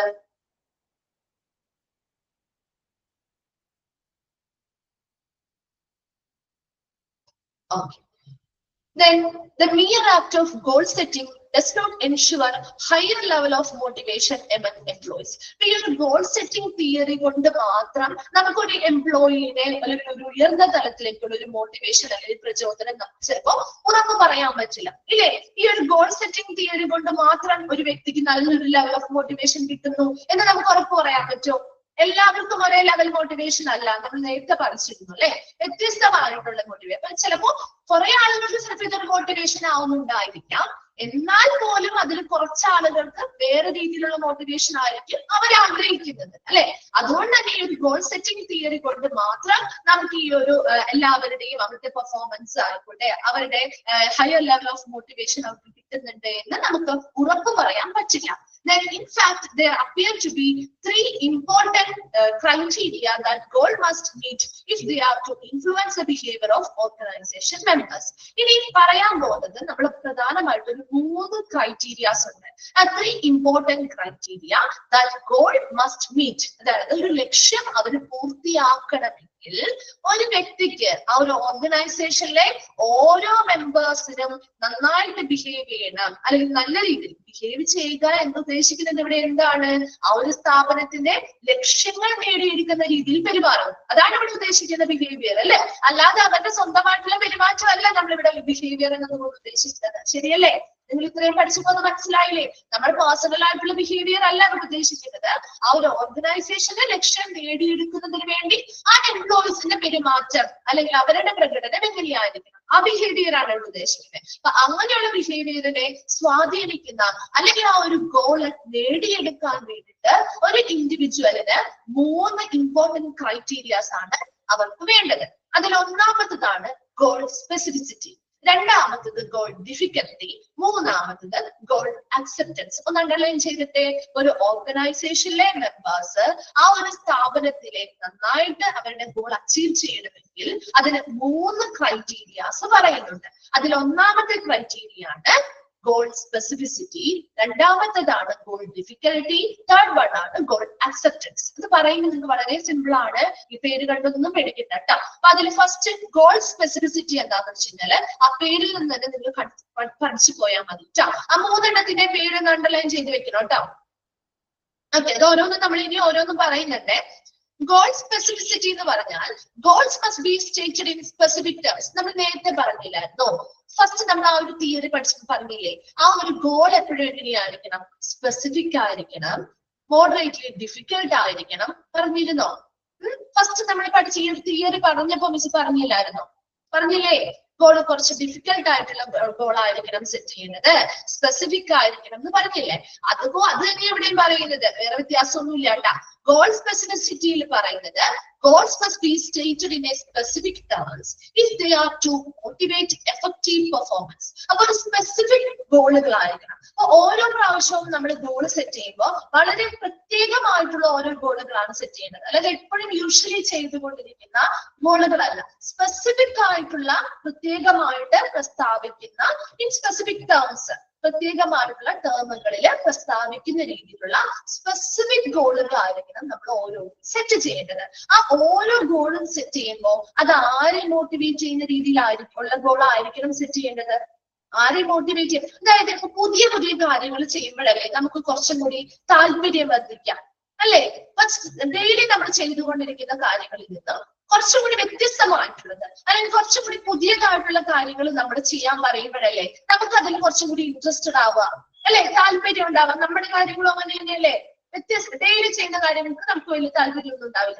അതേസമയം കുറച്ചും കൂടി സ്പെസിഫിക് ആയിട്ട് വ്യത്യസ്തമായിട്ടുള്ള കാര്യങ്ങൾ നിങ്ങൾ ചെയ്യുന്നു, അപ്പൊ വ്യത്യസ്തമായിട്ടുള്ള രീതിയിലുള്ള പ്രവർത്തനങ്ങൾ കാഴ്ചവെക്കാനായിട്ട് അല്ലെങ്കിൽ ആ ഒരു താല്പര്യം വർദ്ധിപ്പിക്കണമെങ്കിൽ അങ്ങനെ സ്പെസിഫിക് ആയിട്ടുള്ള ഗോളുകൾ കൊടുത്താലേ പറ്റുള്ളൂ അല്ലേ? അങ്ങനെ ഒരു പ്രത്യേകമായിട്ടുള്ള ഒരു കാര്യം നമ്മൾ സാധാരണ ചെയ്തുകൊണ്ടിരിക്കുന്നത് വ്യത്യസ്തമായിട്ടുള്ള ഒരു കാര്യം ചെയ്യാൻ പറയുമ്പോൾ അതിൽ നമുക്കൊരു ഇൻട്രസ്റ്റ് ഉണ്ടാവും. ആണോ? ഇൻട്രസ്റ്റ് ഉണ്ടാവില്ലേ? റിപ്ലൈ ചെയ്യും. ഇൻട്രസ്റ്റ് ഉണ്ടാവില്ലേ? അപ്പൊ അങ്ങനെ ഇൻട്രസ്റ്റ് ഉണ്ടാവും, ആ ഒരു താല്പര്യം അവരെ എന്ത് ചെയ്യുന്നുണ്ട്? മോട്ടിവേറ്റ് ചെയ്യുന്നുണ്ട് അല്ലെ? അപ്പൊ അങ്ങനെ പ്രചോദിപ്പിക്കുമ്പോ അവർ എഫക്റ്റീവ് ആയിട്ട് പെർഫോം ചെയ്യും. ശരിയല്ലേ? അപ്പൊ ഇവിടെയും അത് തന്നെ പറയുന്നത്, ഒരു ഗോൾ സെറ്റ് ചെയ്യുമ്പോൾ എപ്പോഴും സാധാരണ നമ്മൾ ചെയ്യുന്ന പോലെയുള്ളതായിരിക്കില്ല, വളരെ സ്പെസിഫിക് ആയിട്ടുള്ള ആ ഗോൾ സെറ്റ് ചെയ്യുന്ന സമയത്ത് ആ ഗോൾ എന്ത് സ്പെസിഫിക് ഗോൾ ആയിരിക്കണം സെറ്റ് ചെയ്യുന്നത്. ആ പ്രത്യേകമായിട്ടുള്ള ഗോള് ആ എംപ്ലോയീസിനെ മോട്ടിവേറ്റ് ചെയ്യുന്ന രീതിയിലുള്ളതായിരിക്കണം. അതുപോലെ ആ മോട്ടിവേഷനിലൂടെ അവര് എഫക്റ്റീവ് ആയിട്ട് അവരുടെ പെർഫോമൻസ് അല്ലെങ്കിൽ പ്രകടനം കാഴ്ചവെക്കുന്ന രീതിയിലുള്ള ഗോൾ ആയിരിക്കണം സെറ്റ് ചെയ്യേണ്ടത്. അത് മനസ്സിലായോ? സ്പെസിഫിക് ഗോളുകൾ സെറ്റ് ചെയ്യുക. അത് മാത്രം നിങ്ങൾ മനസ്സിലാക്കി വെച്ചാൽ മതി. അതിലൂടെ അവരെ മോട്ടിവേറ്റ് ചെയ്യുക. അങ്ങനെ മോട്ടിവേറ്റ് ചെയ്യുമ്പോൾ അവർ നന്നായിട്ട് പെർഫോം ചെയ്യും. ഇത്രയും മനസ്സിലായോ? Then അടുത്ത point, goals must be set in terms of measurable criteria of work performance. എപ്പോഴും ഒരു ഗോൾ സെറ്റ് ചെയ്യുമ്പോൾ നമുക്ക് മെഷർ ചെയ്യാൻ പറ്റുന്നവയായിരിക്കണം. അതായത് അവിടെ അളക്കാൻ പറ്റുന്നവ എന്ന് വെച്ചാൽ ഇവിടെ ഉദ്ദേശിക്കുന്നത് നമ്പർ ഓഫ് യൂണിറ്റ്സ് പ്രൊഡ്യൂസ്ഡ്. അപ്പൊ നമ്മളൊരു ഗോൾ സെറ്റ് ചെയ്തു, അവിടെ എത്രത്തോളം ആ ഒരു ഗോളിന്റെ ബേസിസിൽ എത്ര നമ്പർ ഓഫ് യൂണിറ്റ് അവർ പ്രൊഡ്യൂസ് ചെയ്തു, അതിന്റെ റിസൾട്ട് വഴി റിസൾട്ട് അല്ലെങ്കിൽ അവരുടെ പെർഫോമൻസ് കാഴ്ചവെക്കാണെങ്കിൽ ഇത്ര രീതിയിൽ. അപ്പൊ അവരോട് പറയാണ് ഒരു എംപ്ലോയിയുമായി ബന്ധപ്പെട്ട് ഇന്ന രീതിയിൽ നിങ്ങൾ ഒരു ഗോൾ സെറ്റ് ചെയ്തിട്ടുണ്ട്, ആ സ്പെസിഫിക് ഒരു ഗോൾ നിങ്ങൾക്ക് സെറ്റ് ചെയ്ത് തന്നിട്ടുണ്ട്, അത് നിങ്ങൾ അച്ചീവ് ചെയ്യുക. അപ്പൊ നമ്മൾ അച്ചീവ് ചെയ്യുന്ന ആ റിസൾട്ടിലേക്ക് എത്തുന്നതിന് മുൻപായിട്ട് ഇവരുടെ പെർഫോമൻസ് എങ്ങനെയുണ്ടെന്ന് നമുക്ക് വിലയിരുത്തുന്നതിന് വേണ്ടി അവിടെ എത്ര നമ്പർ ഓഫ് യൂണിറ്റ് പ്രൊഡ്യൂസ് ചെയ്തു, എത്രത്തോളം സെയിൽ നടന്നു, അല്ലെ? അപ്പൊ അങ്ങനെയുള്ള കാര്യങ്ങളൊക്കെ നമുക്ക് നോക്കുമ്പോൾ നല്ല രീതിയിൽ സെയിൽ നടന്നിട്ടുണ്ടെങ്കിൽ ഇവര് നന്നായിട്ട് പെർഫോം ചെയ്തിട്ടുണ്ടെന്നല്ലേ അർത്ഥം, അല്ലെ? അതുപോലെ നല്ല രീതിയിൽ ഒരുപാട് നമ്പർ ഓഫ് ഐറ്റംസ് അല്ലെങ്കിൽ യൂണിറ്റുകൾ അവിടെ പ്രൊഡ്യൂസ് ചെയ്യപ്പെട്ടിട്ടുണ്ടെന്ന് വിചാരിച്ചാൽ എന്താ അർത്ഥം? അവിടുത്തെ എംപ്ലോയീസ് നന്നായിട്ട് വർക്ക് ചെയ്തിട്ടുണ്ട്. മനസ്സിലാവുന്നുണ്ടോ? അപ്പൊ അവരുടെ ആ ഒരു പെർഫോമൻസ് ലെവല് ഇടയ്ക്കിടയ്ക്ക് നമുക്ക് മോണിറ്റർ ചെയ്യാനും മെഷർ ചെയ്യാനും പറ്റുന്ന രീതിയിലുള്ള ഗോൾ ആയിരിക്കണം. ആ ഒരു മെഷറബിൾ ക്രൈറ്റീരിയ മുന്നിൽ കണ്ടുകൊണ്ട് ആ ടേംസിലൂടെയുള്ള ഗോൾ ആയിരിക്കണം നമ്മൾ സെറ്റ് ചെയ്യേണ്ടത്. മനസ്സിലായോ? And specify A time period. അതുപോലെ തന്നെ ഈ ഒരു ഗോള് പൂർത്തിയാക്കാനായിട്ടൊരു സമയപരിധിയും കൊടുക്കണം. ഏതൊരു ലക്ഷ്യവും നമുക്ക് പൂർത്തിയാക്കണമെങ്കിൽ ഒരു സമയപരിധി തരും, അല്ലെ? എന്നാലല്ലേ നമ്മൾ ഏറ്റവും മാക്സിമം ആ ഒരു ദിവസത്തിനുള്ളിൽ ഇത്ര ദിവസം അല്ലെങ്കിൽ ഇത്ര മാസത്തിനുള്ളിൽ പൂർത്തിയാക്കണം എന്നൊരു ടൈം പീരീഡും കൊടുക്കണം. And within which the goal is to be attained. ആ ഒരു ടൈം പീരീഡിനുള്ളിൽ ആ ഒരു ലക്ഷ്യം നമ്മൾ നേടിയെടുക്കുക അല്ലെങ്കിൽ പൂർത്തിയാക്കുന്നതിന് വേണ്ടിയാണ് ആ ഒരു ടൈം പീരീഡ് കൊടുക്കുന്നത്. And it also gives a sense of personal satisfaction and accomplishment of to workers if he is able to meet the specific goal. അപ്പൊ ഇവിടെ നമ്മൾ ഇങ്ങനെ ഒരു ഗോൾ സെറ്റ് ചെയ്യുമ്പോൾ, അതാണ് സ്പെസിഫിക് ആയിട്ടുള്ള ഒരു ഗോൾ സെറ്റ് ചെയ്യുന്ന ആ ഗോളിലൂടെ ആ ഒരു എംപ്ലോയീസിനെ അത് മോട്ടിവേറ്റഡ് ആക്കണം. അതിലൂടെ അവർ നല്ല എഫക്റ്റീവ് ആയിട്ട് പെർഫോം ചെയ്യണം. അതുപോലെ തന്നെ ഒരു സ്പെസിഫിക് ഗോൾ സെറ്റ് ചെയ്യുമ്പോൾ അവിടെ ഒരു മെഷറബിൾ ക്രൈറ്റീരിയാസ് ഉൾപ്പെടുത്തിയിട്ടുള്ള ഗോൾ ആയിരിക്കണം. അതായത് എത്രത്തോളം യൂണിറ്റ് പ്രൊഡ്യൂസ് ചെയ്തു, എത്രത്തോളം സെയിൽസ് നടന്നു, അങ്ങനെ നമുക്ക് മെഷർ ചെയ്ത് കൃത്യമായിട്ട് കണക്കെടുത്ത് അവരുടെ പെർഫോമൻസ് നമുക്ക് കാൽക്കുലേറ്റ് ചെയ്തെടുക്കാൻ അല്ലെങ്കിൽ അളക്കാനായിട്ട് സാധിക്കുന്ന രീതിയിലുള്ള ഗോൾ ആയിരിക്കണം സെറ്റ് ചെയ്യുന്നത്. അതുപോലെ ഈ ഗോൾ പൂർത്തിയാക്കുന്നതിന് വേണ്ടി ഒരു ടൈം പീരീഡ് സെറ്റ് ചെയ്തിരിക്കണം. ഇത്രയും ക്ലിയർ ആണോ? അപ്പൊ ഇങ്ങനെയുള്ള കാര്യങ്ങളൊക്കെ സെറ്റ് ചെയ്യുന്നത് കൊണ്ട് ആ ഒരു സ്പെസിഫിക് ഗോളുമായി ബന്ധപ്പെട്ട് ഇങ്ങനെയുള്ള കാര്യങ്ങളൊക്കെ നമ്മൾ ഉൾപ്പെടുത്തുന്നത് കൊണ്ട് അത് ആ ഒരു പേഴ്സണൽ സാറ്റിസ്ഫാക്ഷൻ, അപ്പൊ അവിടെ വർക്ക് ചെയ്യുന്ന ഓരോ എംപ്ലോയീസിനും ഒരു personal satisfaction and accomplishment to workers if he is able to meet the specific goal. ആ ഒരു സ്പെസിഫിക് ഗോള് അവർ നിറവേറ്റുന്ന സമയത്ത് അവർക്ക് അതിലൂടെ ഒരു സംതൃപ്തി, അതുപോലെ അവർ ആ ഒരു വിജയം കൈവരിച്ചു അല്ലെങ്കിൽ അത് സക്സസ്ഫുൾ ആയി എന്നൊരു സെൻസ് ഓഫ് അല്ലെങ്കിൽ എന്നൊരു മാനസികമായിട്ടുള്ള ഒരു എന്താണ് ഒരു സ്വഭാവം, ഒരു വികാരം അവരുടെ ഉള്ളിൽ ക്രിയേറ്റ് ചെയ്യാനായിട്ട് ഈ സ്പെസിഫിക് ഗോൾസ് സെറ്റ് ചെയ്യുന്നതിലൂടെ സാധിക്കുന്നുണ്ട്. വേഗം ഒന്ന് വായിച്ചു നോക്കിയേ. സ്പെസിഫിക് ഗോൾസ്, ഗോൾ സ്പെസിഫിസിറ്റി എന്നാണ് പറയുന്നത്.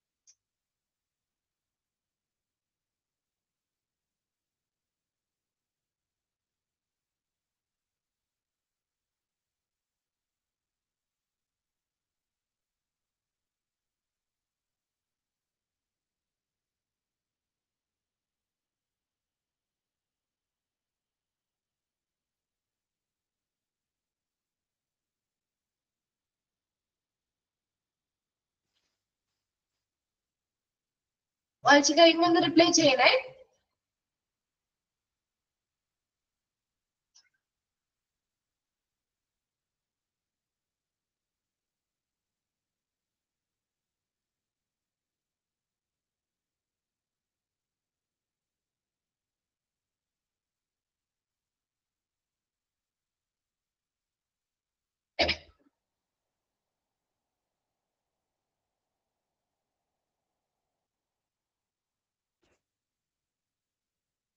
ഓക്കെ, ക്ലിയർ ആണല്ലോ.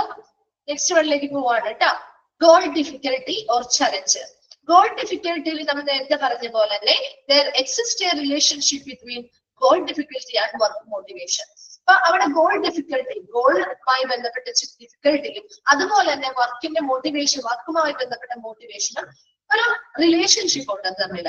The more difficult and challenging the goal, the higher the level of inspiration and performance. എന്ന് മിസ് പറഞ്ഞായിരുന്നല്ലോ, നല്ലൊരു ഡിഫിക്കൽട്ട് ആയിട്ടുള്ള, മോർ ഡിഫിക്കൽട്ട് ആയിട്ടുള്ള ഒരു ചലഞ്ചിങ് ആയിട്ടുള്ള ഒരു ഗോൾ ആണെങ്കിൽ അത് പൂർത്തിയാക്കണം എന്നുള്ളൊരിത് അവരുടെ മനസ്സിൽ, ആ എംപ്ലോയിയുടെ മനസ്സിൽ ഒരു ഇൻസ്പിരേഷൻ, ഒരു പ്രചോദനം നൽകുന്നുണ്ട് അല്ലെ, അല്ലെങ്കിൽ അവർക്ക് ഒരു താല്പര്യം ഉടലെടുക്കുന്നുണ്ട്. അതിലൂടെ അവരെന്ത് ചെയ്യുന്നു, ഹയർ ലെവൽ ഓഫ് ഇൻസ്പിരേഷൻ ആണ്, അതുപോലെ തന്നെ പെർഫോമൻസും ഹയർ ലെവലായിട്ട് മാറുന്നു. Then, but it is essential to achieve these goals be set at levels that are realistic to everyone. എപ്പോഴും പക്ഷേ അവർക്ക് നേടിയെടുക്കാൻ പറ്റുന്ന രീതിയിലുള്ള ഗോൾ അല്ലേ, ഡിഫിക്കൽട്ട് ആണെങ്കിൽ പോലും അവർക്ക് നേടിയെടുക്കാൻ പറ്റുന്ന, റിയലിസ്റ്റിക് ടു പേഴ്സൺ ആണ്, ആ ഒരു വ്യക്തിക്ക് യഥാർത്ഥത്തിൽ നേടിയെടുക്കാൻ പറ്റുന്ന ലെവലിലുള്ള ഗോൾ മാത്രമേ സെറ്റ് ചെയ്യാൻ പാടുള്ളൂ കേട്ടോ. അല്ലാതെ ഒരുപാട് ഡിഫിക്കൽട്ട് ആയിട്ട് അവർക്ക് ഒരിക്കലും നേടിയെടുക്കാൻ പറ്റാത്ത രീതിയിലുള്ള ഗോൾ സെറ്റ് ചെയ്യാൻ പാടില്ല. അവർക്ക് റിയലിസ്റ്റിക് ആയിട്ട്, യഥാർത്ഥത്തിൽ മറ്റുള്ളവർക്കൊക്കെ കുറച്ച് ബുദ്ധിമുട്ട്, ഒരുപാട് ബുദ്ധിമുട്ടായതല്ല, എന്നാൽ അവർക്ക് സെറ്റ് ചെയ്തെടുക്കാൻ പറ്റും എന്ന രീതിയിൽ അച്ചീവ് ചെയ്യാൻ പറ്റും എന്ന ഒരു യാഥാർത്ഥ്യ ബോധത്തോടു കൂടിയുള്ള ഒരു ഗോൾ ആയിരിക്കണം സെറ്റ് ചെയ്യേണ്ടത്. And goals that are very difficult to achieve lose their capacity to motivate, and since it is beyond the capacity of the individual. ഇനി ഒരു ഗോൾ നമ്മൾ സെറ്റ് ചെയ്യുമ്പോൾ വളരെ ഡിഫിക്കൽട്ട് ആയിട്ടുള്ള ഒരു ഗോളാണ്, നമുക്കത് നേടിയെടുക്കാൻ ഭയങ്കര ബുദ്ധിമുട്ടാണ്, അതായത് ഒരുപാട് ആളുകൾ പരിശ്രമിച്ചിട്ടും നമുക്കത് നേടിയെടുക്കാൻ പറ്റുന്നില്ല. അങ്ങനെ വരുമ്പോൾ, കാരണം അത് ആ ഇൻഡിവിജ്വലിന്റെ കപ്പാസിറ്റിക്ക് പുറമേ ഉള്ള കാര്യമാണ്, അവരുടെ കപ്പാസിറ്റി കൊണ്ട് അത് നേടിയെടുക്കാൻ പറ്റാത്ത കാര്യമാണ്. അങ്ങനെ വരുമ്പോൾ അതൊരു മോട്ടിവേഷൻ അവർക്ക് കൊടുക്കുന്നുണ്ടോ? കൊടുക്കും. അവർക്കൊരു മോട്ടിവേഷൻ, അവിടെ നമുക്കൊരു മടുപ്പാണ് അനുഭവപ്പെടുക അല്ലെ. നമ്മളാണെങ്കിലും നമുക്ക് ചെയ്യാൻ പറ്റുന്നില്ല, നമ്മൾ മാക്സിമം ചെയ്തിട്ട്, നമ്മുടെ കപ്പാസിറ്റി ഉപയോഗിച്ച് മാക്സിമം ചെയ്തിട്ട് നമുക്ക് അത് നേടിയെടുക്കാൻ പറ്റുന്നില്ല. അപ്പൊ അവിടെ ഒരു മോട്ടിവേഷൻ അല്ല കിട്ടുന്നത്, lose their capacity to motivate അല്ലെ. ആ ഒരു ഡിഫിക്കൽട്ട് ആയിട്ടുള്ള ആ ഒരു ഗോൾ, അപ്പൊ അവിടെ ആ ഒരു മോട്ടിവേഷൻ, ആ ഒരു കപ്പാസിറ്റി അവിടെ നഷ്ടപ്പെടാണ്. ശരിയല്ലേ? അപ്പൊ എപ്പോഴും നമ്മൾ സെറ്റ് ചെയ്യുന്ന ഗോൾ എന്ന് പറയുന്നത് ഡിഫിക്കൽട്ട് ആയിരിക്കണം, പക്ഷേ അത് എങ്ങനെയുള്ളതായിരിക്കണം, യാഥാർത്ഥ്യത്തിൽ ആ ഒരു വ്യക്തികൾക്ക് അച്ചീവ് ചെയ്യാൻ പറ്റുന്ന രീതിയിലുള്ളതുമായിരിക്കണം. അതാണ് ഗോൾ ഡിഫിക്കൽട്ടി എന്ന് പറയുന്നത്. ആ ഒരു ഗോൾ ഡിഫിക്കൽട്ടി അല്ലെങ്കിൽ ചലഞ്ചിങ് ആയിട്ടുള്ള ഒരു ഗോൾ നമ്മൾ സെറ്റ് ചെയ്യുമ്പോൾ അതൊരു വ്യക്തിയെ എന്ത് ചെയ്യുന്നുണ്ട്, നേരിട്ട് അവരുടെ മോട്ടിവേഷനുമായിട്ട് കണക്റ്റഡ് ആണ്, നല്ലൊരു ബന്ധം അതിനുണ്ട്. അപ്പൊ നേരിട്ട് നമ്മുടെ ആ ഒരു നല്ലൊരു മോട്ടിവേറ്റഡ് ആക്കാനായിട്ട് ഇത് അവരെ സഹായിക്കുന്നുണ്ട്. അത് ആ വ്യക്തികളിൽ താല്പര്യവും പ്രചോദനവും ഒക്കെ വർദ്ധിപ്പിക്കുന്നുണ്ട്. അപ്പൊ നമ്മളിപ്പോ ഗെയിം ഒക്കെ നിങ്ങൾ കളിച്ചിട്ടുണ്ടാവും, പല ലെവലില് ഗെയിം കളിച്ചിട്ടില്ലേ? ഈസി, കുറച്ചും കൂടി ഡിഫിക്കൽട്ട് കളിച്ചിട്ടില്ലേ നിങ്ങള്? പണ്ട് മുതലേ നമ്മുടെ സ്കൂളിൽ പഠിക്കുന്ന സമയത്ത് തുടങ്ങിയൊക്കെ മൊബൈലിൽ വരുന്ന ഗെയിമൊക്കെ അങ്ങനെയല്ലേ? കളിച്ചിട്ടില്ല? ആരും ഗെയിം കളിച്ചിട്ടില്ലേ? ഈസി ആണെങ്കിൽ നമുക്ക് എളുപ്പം ചെയ്യാൻ പറ്റും അല്ലെ. അവിടെ നമുക്ക് വലിയ ശ്രദ്ധയോ അല്ലെങ്കിൽ നമുക്ക് കോൺസെൻട്രേഷനോ കാര്യങ്ങളൊന്നും വലിയ ആവശ്യമില്ല, ശരിയല്ലേ? അതേസമയം അടുത്ത ലെവലിൽ ചിലപ്പോൾ ഡിഫിക്കൽട്ട് ആയിരിക്കും. അപ്പൊ നമ്മൾ എന്ത് ചെയ്യും, ഇതെനിക്ക് എങ്ങനെയെങ്കിലും ചിലപ്പോൾ ഒരു പ്രാവശ്യം നമ്മൾ ചെയ്യുമ്പോൾ ശരിയാവില്ല ഇല്ലേ, അത് ചിലപ്പോൾ കംപ്ലീറ്റ് ചെയ്യാൻ പറ്റില്ല ലെവല്, ആ ഒരു ഡിഫിക്കൽട്ട് ലെവല്. നമ്മൾ 2 or 3 പ്രാവശ്യം ചെയ്ത് നോക്കും ഇല്ലേ? നോക്കാറുണ്ടോ? ചെയ്ത് നോക്കും. അപ്പൊ നമ്മുടെ മനസ്സിൽ എന്താണ് തോന്നുക, എനിക്ക് ഈ ലെവൽ എങ്ങനെയെങ്കിലും പൂർത്തിയാക്കണം അല്ലെ, ഇത് എങ്ങനെയെങ്കിലും എനിക്ക് കംപ്ലീറ്റ് ചെയ്യണം എന്നൊരു പ്രചോദനം നമ്മുടെ ഉള്ളിൽ നിന്ന് വരുന്നില്ലേ? വരുന്നുണ്ടോ? ഈസി ആയിട്ട് ചെയ്ത പോലെയല്ല, നമ്മൾ കുറച്ചും കൂടി നന്നായിട്ട് പെർഫോം ചെയ്യും അല്ലെ, നന്നായിട്ട് എഫേർട്ട് എടുത്ത് അത് പൂർത്തിയാക്കാൻ ശ്രമിക്കും. അതേ മെത്തേഡ് തന്നെ ഇവര് ഫോളോ ചെയ്യുന്നത്. അതായത് ഈസി ആയിട്ടുള്ളത് നമുക്ക് അധികം എഫേർട്ട് വേണ്ട, അതേസമയം ഒരു ഡിഫിക്കൽട്ട് ആയിട്ടുള്ളത് കൊടുക്കുമ്പോൾ അത് അവർക്ക് ചെയ്യാൻ പറ്റുന്ന രീതിയിലുള്ളതായിരിക്കണം കേട്ടോ. അല്ലാതെ അവരുടെ കഴിവുകളെക്കാൾ ഉപരിയായിട്ടുള്ളതാവരുത്, അവർക്ക് റിയലിസ്റ്റിക് ആയിട്ട് ചെയ്ത് പൂർത്തിയാക്കാൻ പറ്റുന്ന രീതിയിലുള്ള കുറച്ച് ഡിഫിക്കൽട്ട് ആയിട്ടുള്ള ഗോൾ കൊടുക്കുക. അപ്പൊ അത് അവരെ എന്ത് ചെയ്യുന്നുണ്ട്, നല്ല രീതിയിൽ അവർക്കൊരു ഇൻസ്പിരേഷൻ നൽകുന്നുണ്ട്. അതിലൂടെ അവർ നന്നായിട്ട് ഹയർ ലെവലിൽ പെർഫോം ചെയ്യുന്നുണ്ട്. മനസ്സിലായോ? എപ്പോഴും ഒരു ഗോൾ നമ്മൾ സെറ്റ് ചെയ്യുമ്പോൾ അത് അവിടുത്തെ റിയലിസ്റ്റിക് ആയിട്ടുള്ള ലെവൽ ഓഫ് എന്താണ് ഗോൾ ആയിരിക്കണം സെറ്റ് ചെയ്യേണ്ടത്. അല്ലാതെ വളരെ ഡിഫിക്കൽട്ട് ആയിട്ടുള്ള ഒരു ഗോൾ സെറ്റ് ചെയ്ത് കൊടുത്താൽ അവിടെ അവരുടെ ആ ഒരു ഇൻഡിവിജ്വൽ കപ്പാസിറ്റിക്ക് പുറമെയാണ് അത് അച്ചീവ് ചെയ്യാനായിട്ട് പറ്റുന്നേയില്ല. എങ്കിൽ അവിടെ ആ ഒരു മോട്ടിവേഷന്റെ കപ്പാസിറ്റിയും നഷ്ടപ്പെടും. ക്ലിയർ ആണോ? Goal difficulty. Okay. Then third one ആണ് goal acceptance. Goal acceptance il parayunnathu, in order to influence inspiration and performance, a goal must be internalized by an individual, and in other words, the person has to feel some personal ownership of the goal and must have a commitment to accomplish it. ഇവിടെ ഈ ഒരു goal acceptance എന്ന് പറഞ്ഞാൽ ഗോളിന്റെ ആ ഒരു സ്വീകാര്യത. അതായത് എപ്പോഴും നമ്മൾ പറഞ്ഞു ഒരു മാനേജ്മെന്റും അതുപോലെ സബോർഡിനേറ്റ്സും ഒരുമിച്ചിരുന്നാണ് ഗോൾ സെറ്റ് ചെയ്യുന്നത് കൊണ്ട് തന്നെ ആ ഓരോ വ്യക്തികളും അത് എന്ത് ചെയ്യുന്നു, ആ ഒരു ഗോള് നമ്മൾ സെറ്റ് ചെയ്തിരുന്നു അത് നമുക്കൊരു അവർക്കൊരു ഇൻസ്പിറേഷൻ അല്ലെങ്കിൽ അവർക്കൊരു പ്രചോദനമായിട്ട് അത് മാറണം. അതിനനുസരിച്ച് അവരുടെ പെർഫോമൻസ് മികച്ചതാക്കണം. അതിനുവേണ്ടി the goal must be internalised by the individual. അതായത് ഒരു വ്യക്തി അത് എന്റെ സ്വന്തമായിട്ട് ഞാൻ അച്ചീവ് ചെയ്യേണ്ട ഒരു ഗോളാണ് എന്ന് അക്സെപ്റ്റ് ചെയ്യണം, അല്ലെ, സ്വീകരിക്കണം. അത് ആ ഒരു സ്വീകാര്യത വളരെ ഇമ്പോർട്ടന്റ് ആണ്. അതുപോലെ തന്നെ ഇൻ അതർ വേർഡ്സ് നമുക്ക് മറ്റൊന്ന് ഇങ്ങനെ പറയാൻ പറ്റുന്നത് the person has to feel some personal ownership of the goal. ആ ഒരു ഗോളിനോടുള്ള ചില പേഴ്സണൽ ആയിട്ടുള്ള ഒരു ഓണർഷിപ്പ് അല്ലെങ്കിൽ ആ ഒരു ഉത്തരവാദിത്വം അല്ലെങ്കിൽ ആ ഒരു ഉടമസ്ഥത ആർക്കുണ്ടായിരിക്കണം, ആ ഒരു വ്യക്തിക്ക് ഇതിലൂടെ അക്സെപ്റ്റൻസിലൂടെ കിട്ടണം. And must have commitment to accomplish. അതുപോലെ തന്നെ അത് പൂർത്തിയാക്കുന്നതിന് വേണ്ടി ഒരു പ്രതിബദ്ധതയും ആർക്കുണ്ടായിരിക്കണം, ആ ഒരു വ്യക്തിക്ക് ഉണ്ടായിരിക്കണം. അപ്പൊ ഏതൊരു ഗോൾ സെറ്റ് ചെയ്യുമ്പോഴും അവർ കൂടി ഉൾപ്പെട്ടിട്ടാണ് ആ ഒരു ഗോൾ സെറ്റ് ചെയ്യുന്നത്. അതുകൊണ്ട് തന്നെ അവരുടെ മനസ്സിൽ വേണ്ട കാര്യം എന്താണ്, ഈ ഒരു ഗോള് എനിക്ക് വേണ്ടിയുള്ള ഗോളാണ്, ഇത് ഞാൻ തന്നെയാണ് പൂർത്തിയാക്കേണ്ടത്, അല്ലെ. അതിന്റെ ഓണർഷിപ്പ് അല്ലെങ്കിൽ ആ ഒരു ഉടമസ്ഥാവകാശം ആർക്ക് മാത്രമാണ്, എനിക്ക് മാത്രമാണെന്ന് അവർക്കൊരു ഫീൽ ഉണ്ടാവണം. അതിനനുസരിച്ച് ആ ഒരു ഗോൾ സെറ്റ് ചെയ്യാൻ അല്ലെങ്കിൽ ആ ഒരു ഗോൾ അച്ചീവ് ചെയ്യാൻ അല്ലെങ്കിൽ നേടിയെടുക്കുന്നതിന് വേണ്ടി ഒരു പ്രതിബദ്ധതയോടുകൂടി ഇത് പെർഫോം ചെയ്യുക എന്നതാണ് ഗോൾ അക്സെപ്റ്റൻസിൽ പറയുന്നത്. മനസ്സിലായോ? ഗോൾ അക്സെപ്റ്റൻസ് എന്താണ്? ക്ലിയർ ആയോ? ഓക്കെ. അപ്പൊ 3 ക്രൈറ്റീരിയാസ് നമ്മുടെ കഴിഞ്ഞു കേട്ടോ.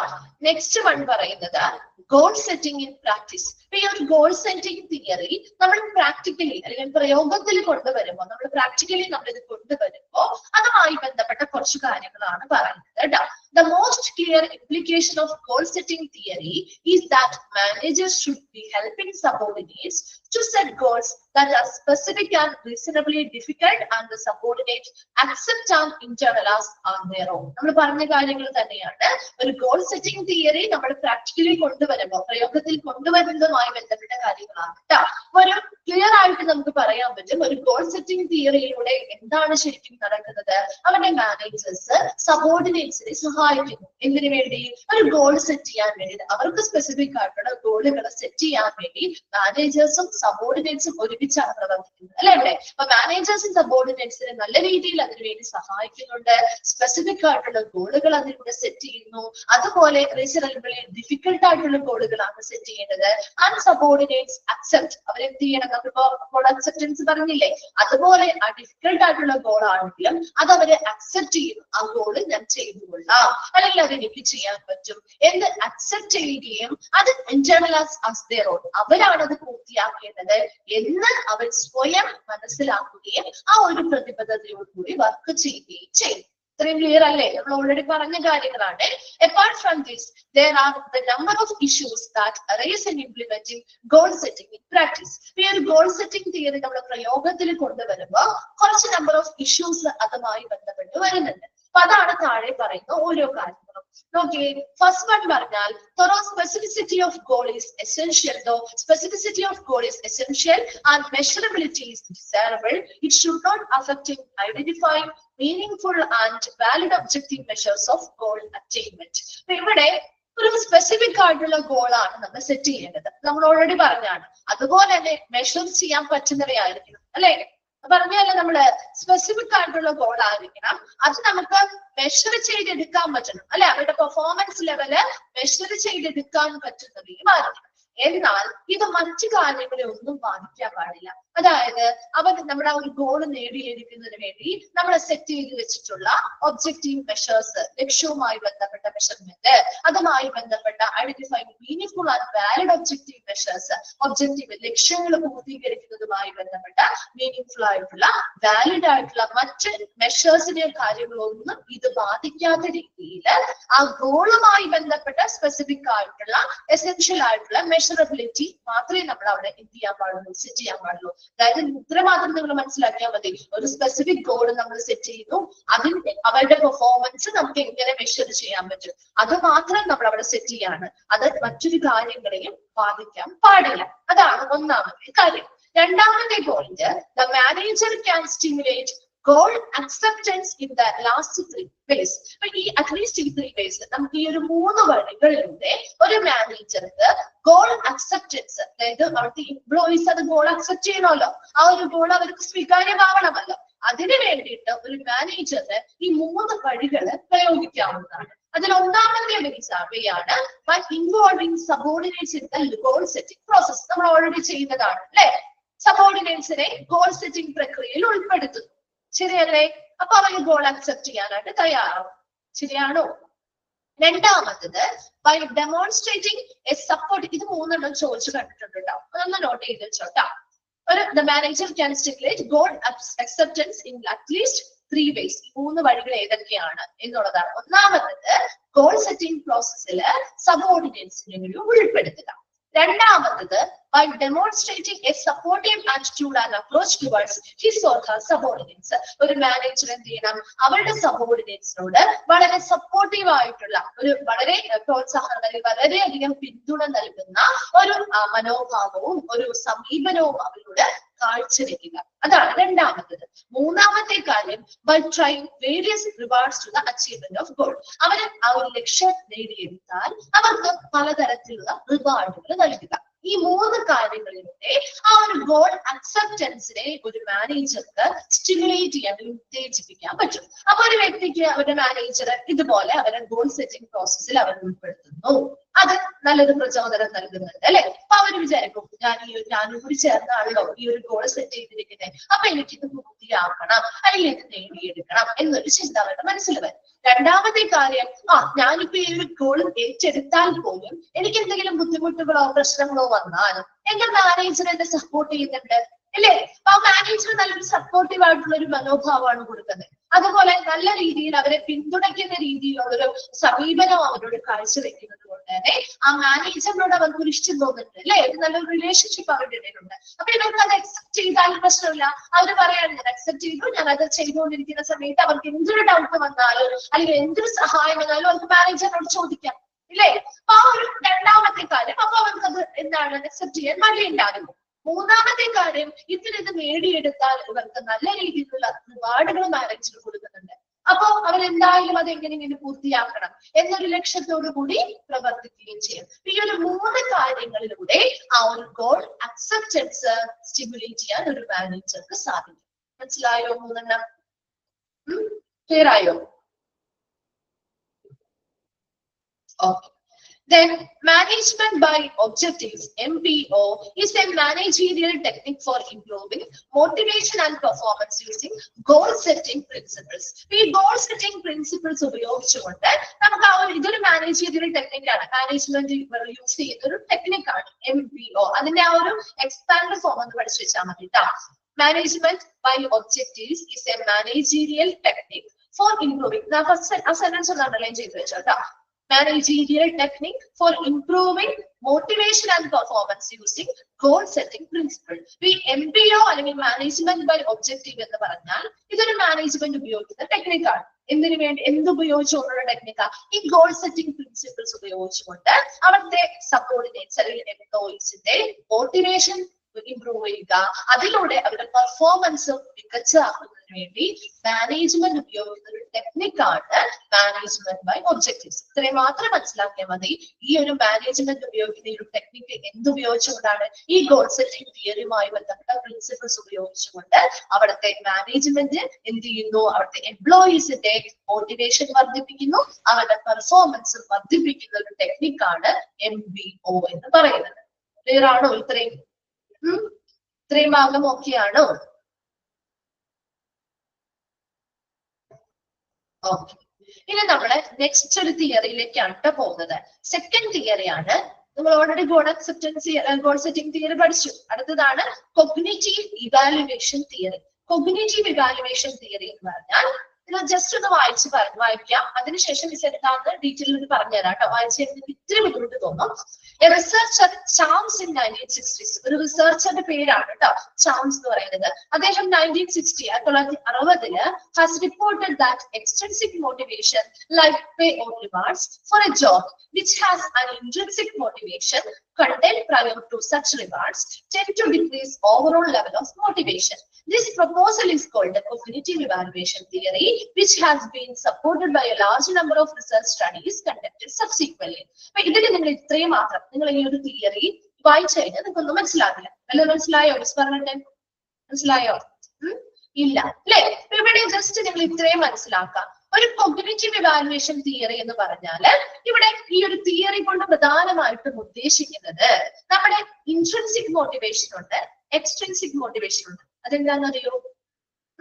ഒരു ഇൻട്രിൻസിക് മോട്ടിവേഷനും എക്സ്ട്രിൻസിക് മോട്ടിവേഷൻ എന്താണെന്നറിയോ? ഡിഫറൻസ് എന്താണെന്നറിയോ? എന്താണ് ഒരു എക്സ്ട്രിൻസിക് മോട്ടിവേഷൻ? പേരിൽ നിന്ന് തന്നെ അറിയാലോ. എക്സ്ട്രിൻസിക് മോട്ടിവേഷൻ എന്ന് പറഞ്ഞാൽ എന്താ? എക്സ്റ്റേണൽ ഫാക്ടേഴ്സിലൂടെ അല്ലെ എന്തൊക്കെ വരാം?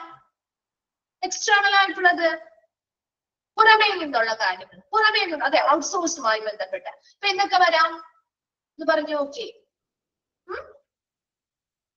റിവാർഡുകൾ വരാം, ഇനി നെഗറ്റീവ് ആയിട്ടാണ് പണിഷ്മെന്റുകൾ വരാം അല്ലെ. അപ്പൊ അങ്ങനെ അവാർഡുകൾ വരാം, അങ്ങനെയുള്ള ഒരുപാട് കാര്യങ്ങൾ. അതാണ് പുറമേ നിന്ന് നമ്മൾ കൊടുക്കുന്ന മോട്ടിവേഷൻ. ഇൻട്രിൻസിക് മോട്ടിവേഷൻ എന്ന് പറയുമ്പോൾ എന്താ? ഇൻട്രിൻസിക് ഇന്റേണലി അല്ലെ. അപ്പൊ നമുക്ക് ഓരോരുത്തർക്കും ചില താല്പര്യങ്ങളുണ്ട് ഇല്ലേ? നമുക്ക് ഇന്റേണലി ഒരു ഡ്രൈവ് ഉണ്ട് ചില കാര്യങ്ങൾ ചെയ്യാൻ വേണ്ടിയിട്ട്. നമ്മൾ കുറെ ഇൻട്രസ്റ്റുകൾ, നമുക്ക് കുറെ കാര്യങ്ങൾ ഇൻട്രസ്റ്റോട് കൂടി എൻജോയബിൾ ആയിട്ട് ചെയ്യുന്ന കുറെ കാര്യങ്ങളുണ്ട് അല്ലെ. മറ്റൊരു എക്സ്റ്റേണൽ ആയിട്ടുള്ള ഫോഴ്സ് ഉപയോഗിക്കാതെ തന്നെ നമുക്ക് ചില കാര്യങ്ങളോട് താല്പര്യം തോന്നുമ്പോൾ നമ്മൾ ഇന്റേണലി, നമ്മൾ ആന്തരികമായിട്ട് പേഴ്സണലി ഒരു ഫീൽ വന്ന് നമ്മൾ നന്നായിട്ട് പെർഫോം ചെയ്യാനും അല്ലെങ്കിൽ നന്നായി എൻജോയ് ചെയ്ത് ചെയ്യാനും ശ്രമിക്കാറുണ്ട് ചില കാര്യങ്ങൾ അല്ലെ. അതാണ് ഇൻട്രിൻസിക് മോട്ടിവേഷൻ. നമ്മുടെ ഇന്റേണലി ഉള്ള ഒരു മോട്ടിവേഷൻ ആണ് ഇൻട്രിൻസിക്.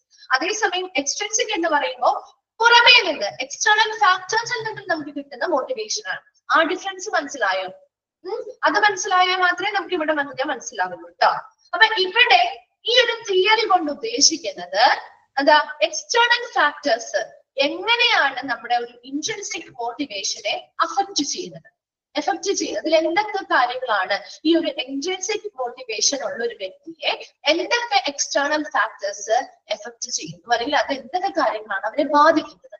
അതായത് ഇപ്പൊ സിമ്പിൾ ആയിട്ട് പറയുകയാണെങ്കിൽ ഇപ്പൊ നന്നായിട്ട് ഇപ്പൊ ഇവിടെ ഒരു തിയറി കൊണ്ട് നിങ്ങൾ ഇങ്ങനെ വായിക്കുമ്പോൾ മനസ്സിലാവില്ല. ഒരു എക്സാമ്പിൾ പറയുന്നതാണ്. ഇപ്പൊ നന്നായിട്ട് ഡ്രോയിങ് ചെയ്യുന്നൊരു കുട്ടി, നന്നായിട്ട് അവൻ പടം വരയ്ക്കും. അത് അവരൊരു മറ്റുള്ളവരുടെ പ്രോത്സാഹനം അല്ലെങ്കിൽ മറ്റുള്ളൊരു എക്സ്ട്രിൻസിക് മോട്ടിവേഷന്റെ ഫലമായിട്ട് ചെയ്യുന്നതാണോ?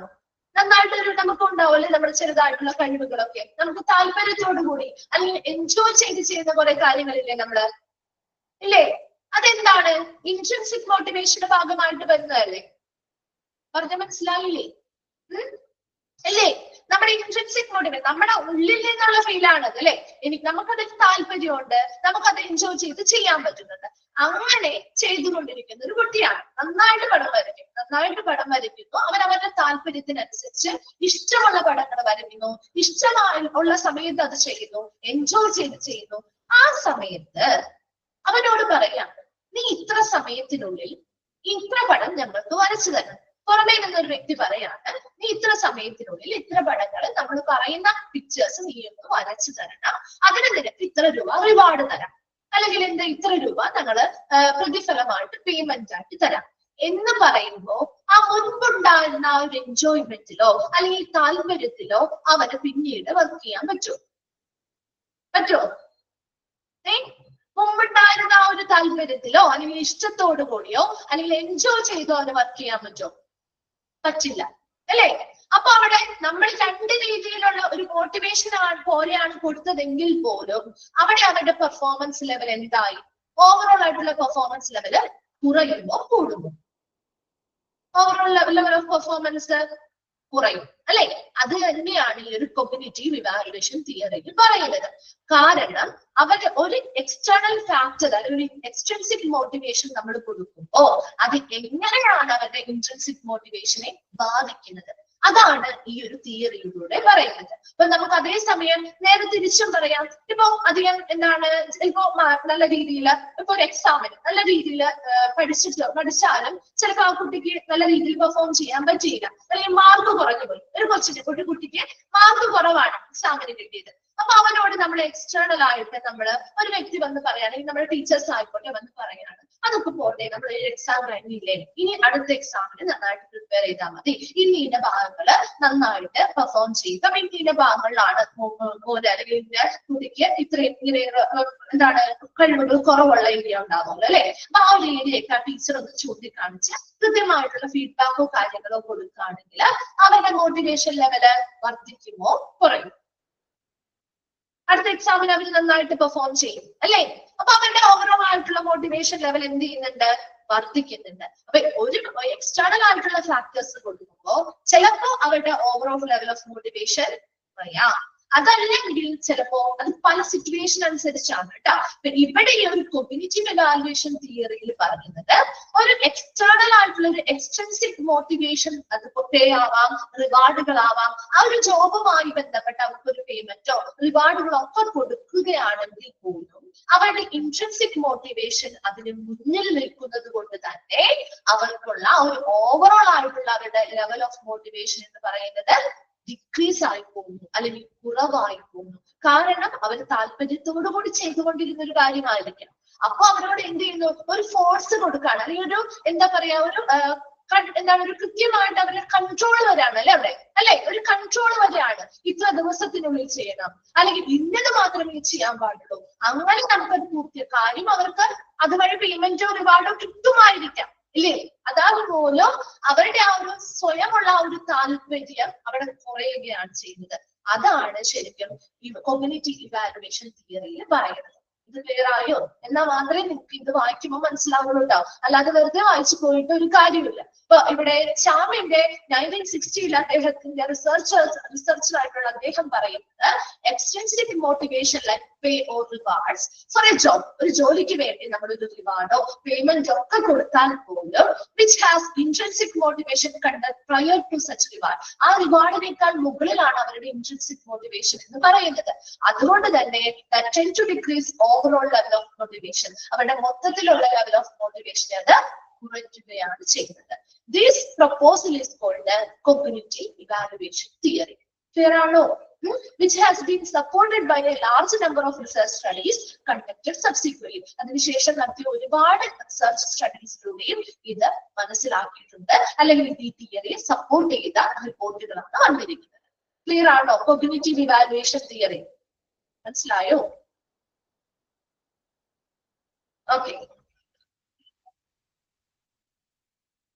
എന്താണ് ഇൻട്രിൻസിക് എന്ന് പറയുന്നത്? ഇൻട്രിൻസിക് സെന്റൻസോ ഈ നോട്ടിലുള്ളതാണോ അഖില പറയുന്നേ? ആ സെന്റൻസ് ഒന്നുകൂടി പറയാനാണോ പറഞ്ഞത് മിസ്സിനത്ത്? ഇതിലെന്താ പറഞ്ഞത്? Reported that extrinsic motivation like പേയോ റിവാർഡ്സ്, എക്സ്ട്രിൻസിക് മോട്ടിവേഷൻ ആണ് പേയോ റിവാർഡുകളോ ഒക്കെ കൊടുക്കുന്നത്. ഫോർ എ ജോബ്, ഒരു ജോലിക്ക് വേണ്ടിയിട്ട് നമ്മൾ ഒരു ജോബിന് വേണ്ടി അവർക്ക് കൊടുക്കുന്നതാണ്. Which has an intrinsic motivation, അതായത് അവരുടെ ഉള്ളില് ആ ഒരു ജോലിയുമായി ബന്ധപ്പെട്ട് ഒരു ഇൻട്രിൻസിക് മോട്ടിവേഷൻ ഉണ്ട്. നമ്മൾ പറഞ്ഞില്ലേ, ഒരു നന്നായി പടം വരയ്ക്കുന്ന ഒരു കുട്ടി അവരത് എൻജോയ് ചെയ്ത് ഇൻട്രസ്റ്റിംഗ് ആയിട്ട് ചെയ്തുകൊണ്ടിരിക്കുന്ന ഒരു ജോലിയാണ്. ആ ജോലിയിലേക്ക് അവർക്കപ്പൊ നല്ലൊരു ഇൻട്രിൻസിക് മോട്ടിവേഷൻ ഓൾറെഡി അതിന്റെ ഉള്ളിലുണ്ട് അല്ലെ. അതിന്റെ കൂടെ ഈ ഒരു എക്സ്ട്രിൻസിക് മോട്ടിവേഷൻ നമ്മൾ കൊടുക്കുമ്പോൾ എക്സ്ട്രിൻസിക് മോട്ടിവേഷനേക്കാൾ കൂടുതൽ അവരിൽ നിൽക്കുന്നത് ഇൻട്രിൻസിക് മോട്ടിവേഷൻ ആണ്. താല്പര്യമാണ്, ഇൻട്രസ്റ്റ് ആണ് അവരുടെ മുന്നിൽ നിൽക്കുക അല്ലെ. അപ്പൊ അങ്ങനെ വരുമ്പോ ഒരു കൺട്രോൾ അവരുടെ ഒരു ജോലിയിൽ വരുന്നത് കൊണ്ട് തന്നെ അവിടെ എന്ത് ചെയ്യുന്നു, tend to decrease overall level of motivation, ആ മൊത്തത്തിലുള്ള ആ ഒരു മോട്ടിവേഷൻ ലെവല് കുറയുകയാണ് ചെയ്യുന്നത്. മനസ്സിലായോ? Okay. Next one, Japanese approach to motivation. Just ഒന്ന് പറഞ്ഞു വെക്കാട്ടോ. ജാപ്പനീസ് അപ്രോച്ച് ടു മോട്ടിവേഷനിൽ നിങ്ങൾ ഇത്രയും മാത്രം മനസ്സിലാക്കിയാൽ മതി. ഇത് പുതിയതായിട്ട് കുറച്ചും കൂടി ഇൻക്രീസിങ് പോപ്പുലാരിറ്റി വരാൻ പോകുന്ന കുറച്ച് വർഷങ്ങളായിട്ട് പോപ്പുലാരിറ്റി ആകാൻ പോകുന്ന ഒരു ജാപ്പനീസ് മെത്തേഡ് ആണ് ഇതിൽ പറയുന്നത്. ഇതൊരിക്കലും ഒരു തിയറിയോ അല്ലെങ്കിൽ ഒരു മോഡലോ അല്ലെങ്കിൽ അങ്ങനെയുള്ള കാര്യങ്ങളൊന്നുമല്ല, മറിച്ച് ഇതൊരു സമീപനമാണ്. നമുക്ക് അപ്രോച്ചുകൾ വരെ പഠിക്കുന്നത്. ഇവിടെ എന്താണ്, ഇതൊരു തത്വചിന്തയാണ്. മാനേജ്മെന്റുമായി ബന്ധപ്പെട്ട ഒരു ഫിലോസഫി, തത്വചിന്തയാണ്. ഇതിൽ പ്രധാനമായിട്ടും ഈ ഒരു അപ്രോച്ചിൽ പറയുന്നത് അവിടുത്തെ മാനേജേഴ്സും വർക്കേഴ്സും ഒരു പാർട്ട്നേഴ്സിനെ പോലെയാണ് വർക്ക് ചെയ്യാൻ. ഇപ്പൊ മിക്ക സ്ഥാപനങ്ങളിലും ഉണ്ട് അല്ലെ, പാർട്ട്നേഴ്സിനെ പോലെ വർക്ക് ചെയ്ത്. അല്ലെ, അതൊരു മാനേജർ ഉണ്ട്, അവർക്ക് കുറെ സബോർഡിനേറ്റ്സ്, അങ്ങനെയും ഈ ഒരു അപ്രോച്ചിൽ അവിടുത്തെ മാനേജേഴ്സ് ആയിക്കോട്ടെ വർക്കേഴ്സ് ആയിക്കോട്ടെ ഒരു പാർട്ട്നേഴ്സ് ആയിട്ടാണ് വർക്ക് ചെയ്യുന്നത്. അവർ രണ്ടു കൂട്ടരും, അതായത് ഇപ്പൊ മാനേജ്മെന്റ് ആയിക്കോട്ടെ അവരുടെ വർക്കേഴ്സ് ആയിക്കോട്ടെ ഒരൊറ്റ ഗ്രൂപ്പായിട്ട് പ്രവർത്തിക്കുന്നത്, ഒരു ടീമായി നിന്ന് പ്രവർത്തിക്കുകയാണ് ചെയ്യുന്നത്. ഓൾ മെമ്പേഴ്സ്, അതിൽ ഓരോ വ്യക്തികൾക്കും ആ സ്ഥാപനത്തോട് വ്യക്തമായിട്ടുള്ള പ്രതിബദ്ധത ഉണ്ടാവും. അതുപോലെ തന്നെ എല്ലാവർക്കും ഒരേ രീതിയിലുള്ള മോട്ടിവേഷൻസ് ആണ് വർക്കിന് വേണ്ടി കിട്ടുന്നത്. ആ ഒരു ഓർഗനൈസേഷന്റെ താല്പര്യത്തിനനുസരിച്ച് ബെസ്റ്റ് ആയിട്ട് അവര് പ്രവർത്തിക്കുകയും ചെയ്യും. അപ്പൊ ഇവിടെ നമ്മൾ ഒരാളെയും അവിടുത്തെ എംപ്ലോയിന്നോ അല്ലെങ്കിൽ അവിടുത്തെ മാനേജറിനോ ഒന്നും വിളിക്കുന്നില്ല, മറിച്ച് നമ്മൾ ആ ഒരു ടീം മെമ്പർ അല്ലെങ്കിൽ ടീം ലീഡർ അല്ലെങ്കിൽ കോച്ച് എന്ന് മാത്രമേ നമ്മൾ വിളിക്കുള്ളൂ. അല്ലാതെ മാനേജർ, നമ്മുടെ എംപ്ലോയി അങ്ങനെയൊന്നും പറയുന്നില്ല. കാരണം എല്ലാവരും ഒരു പാർട്ട്നേഴ്സ് ആയിട്ടല്ലേ വർക്ക് ചെയ്യുന്നത്. അതുപോലെ എല്ലാവർക്കും ആ ഒരു കമ്പനിയില് ഷെയറും കാര്യങ്ങളും ഒക്കെ ഉണ്ടാവും. അപ്പൊ അവർക്ക് സ്വന്തമായിട്ട് ഇപ്പൊ മിക്ക കമ്പനീസും അങ്ങനെയാണ് അല്ലെ, മിക്ക സ്ഥാപനങ്ങളൊക്കെ അങ്ങനെ വരുന്നില്ലേ. അവിടെ മാനേജർ അല്ലെങ്കിൽ അവരുടെ ഷെയർ ഉണ്ടാവും. അവിടുത്തെ എംപ്ലോയീസ് തമ്മിൽ ഇപ്പൊ ഒരു 3-4 പേര് കൂടി ഷെയർ ചെയ്ത് ആ ഒരു കമ്പനി പ്രവർത്തിക്കുമ്പോ അവർക്ക് സ്വന്തമായിട്ട് ഇത് എന്റെയും കൂടി സ്ഥാപനമാണ് അല്ലെ, കാരണം അവരുടെ ഷെയർ അവിടെ ഉണ്ട്. അപ്പൊ എന്റെയും കൂടി സ്ഥാപനമാണ്. അപ്പൊ ഞാൻ ആ ഒരു ടീമിലെ മെമ്പറാണ്. അപ്പൊ എനിക്ക് അവർക്ക് ചെയ്യുന്ന പോലെ തന്നെയുള്ള ഒരു ഉത്തരവാദിത്വം എനിക്കുണ്ട്. അങ്ങനെ ഒരു പാർട്ട്നേഴ്സ് ആയിട്ട് വർക്ക് ചെയ്യുന്ന ഒരു അപ്രോച്ചാണ് ഈ ജാപ്പനീസ് അപ്രോച്ച് അല്ലെങ്കിൽ ജാപ്പനീസ് മെത്തേഡ് ഓഫ് മോട്ടിവേഷൻ എന്ന് പറയുന്നത്. അപ്പൊ ഇവിടെ ഇത്രയും മാത്രം നിങ്ങൾ മനസ്സിലാക്കിയാൽ മതി. സമയം തയ്യാറായതുകൊണ്ടാണ് മിസ് കംപ്ലീറ്റ് ചെയ്തെടുക്കാതെ കേട്ടോ. അപ്പൊ ജാപ്പനീസ് മെത്തേഡ് ഓഫ് മോട്ടിവേഷൻ എന്ന് പറഞ്ഞാൽ ഇത്രയും മനസ്സിലാക്കി വെക്കാം. ഇത് പുതിയതായിട്ട് വന്നിരിക്കുന്ന ഒരു സമീപനമാണ്. Over the last few years, കുറച്ച് വർഷങ്ങളായിട്ട് ഈ ഒരു സമീപനം നമ്മുടെ നാട്ടിലേക്ക് കടന്നു വന്നിട്ട് ഇനിയിപ്പോ കുറച്ച് നാൾ കഴിയുമ്പോൾ ചിലപ്പോൾ ഇത് കോമൺ ആയിട്ട് ബിസിനസ് മാനേജ്മെന്റുമായി ബന്ധപ്പെട്ട് കോമൺ ആയിട്ട് ചിലപ്പോൾ വരാൻ പോകുന്ന ഒരു മെത്തേഡ് കൂടിയാവും. ഇതൊരു ഫിലോസഫിയാണ്, തത്വചിന്തയാണ്. ഇതിൽ പ്രധാനമായിട്ടും പറയുന്നത് ഇവിടെ മാനേജേഴ്സും വർക്കേഴ്സും ഒരു പാർട്ട്നേഴ്സ് ആയിട്ടാണ് പ്രവർത്തിക്കുക. അതുപോലെ തന്നെ they see themselves as one group. അവരൊരു ഗ്രൂപ്പായിട്ട് ആണ് കാണുന്നത്. അല്ലാതെ ഒറ്റ മാനേജർമാർ വേറെ അവിടുത്തെ എംപ്ലോയീസ് വേറെ അങ്ങനെയല്ല, ഒരൊറ്റ ഗ്രൂപ്പായിട്ട് അല്ലെ, ഒരു ടീം വർക്ക് ഉണ്ട്. ഒരു ടീം വർക്കോടുകൂടി എല്ലാ മെമ്പേഴ്സിനും ഇതിൽ പ്രതിബദ്ധത ഉണ്ടാവും. എല്ലാവർക്കും ഈ ഒരു വർക്ക് ചെയ്യാൻ മോട്ടിവേറ്റഡ് ആവുന്നു. അവർ ആ ഒരു ഓർഗനൈസേഷന്റെ ബെസ്റ്റ് ഇൻട്രസ്റ്റിനനുസരിച്ച് പെർഫോം ചെയ്യുകയും ചെയ്യും. ഒരാളെയും നമ്മൾ അവിടെ എംപ്ലോയി എന്നോ മാനേജർ എന്നോ ഒന്നും വിളിക്കുന്നില്ല, മറിച്ച് അവർ ടീം മെമ്പർ എന്ന് വിളിക്കാം, അല്ലെങ്കിൽ ടീം ലീഡർ എന്ന് വിളിക്കാം, അല്ലെങ്കിൽ കോച്ച് എന്ന് വിളിക്കാം. അപ്പൊ എല്ലാവർക്കും അവരുടേതായ ആ കമ്പനിയുടെ ഷെയർ ഉണ്ടായിരിക്കും. ക്ലിയർ ആണോ ജാപ്പനീസ് മെത്തേഡ് ഓഫ് മോട്ടിവേഷൻ? ഇനി അടുത്ത ക്ലാസ്സിൽ വരുമ്പോൾ ജസ്റ്റ് ഒന്ന് വായിച്ചിട്ട് വരാം. അപ്പൊ ഒന്നില്ലെങ്കിൽ മിസ്സായിരിക്കും, അല്ലെങ്കിൽ നെക്സ്റ്റ് ക്ലാസ്സിൽ വഹിദം സാറ് കയറുന്നെങ്കിൽ മിസ്സായിരിക്കും കേട്ടോ. അത് സ്റ്റാർട്ട് ചെയ്യാം. മിസ് ജസ്റ്റ് ഒന്നൊരു ബ്രീഫായിട്ട് പറഞ്ഞു തരുന്നുള്ളൂ, അതൊന്ന് മനസ്സിലാക്കി വെക്കാം. അതിനുശേഷം ടീച്ചേഴ്സ് ക്ലാസ്സിൽ വന്ന് പറയുമ്പോൾ ഒന്നുകൂടി ക്ലിയർ ആയിക്കോളും. Okay, thank you.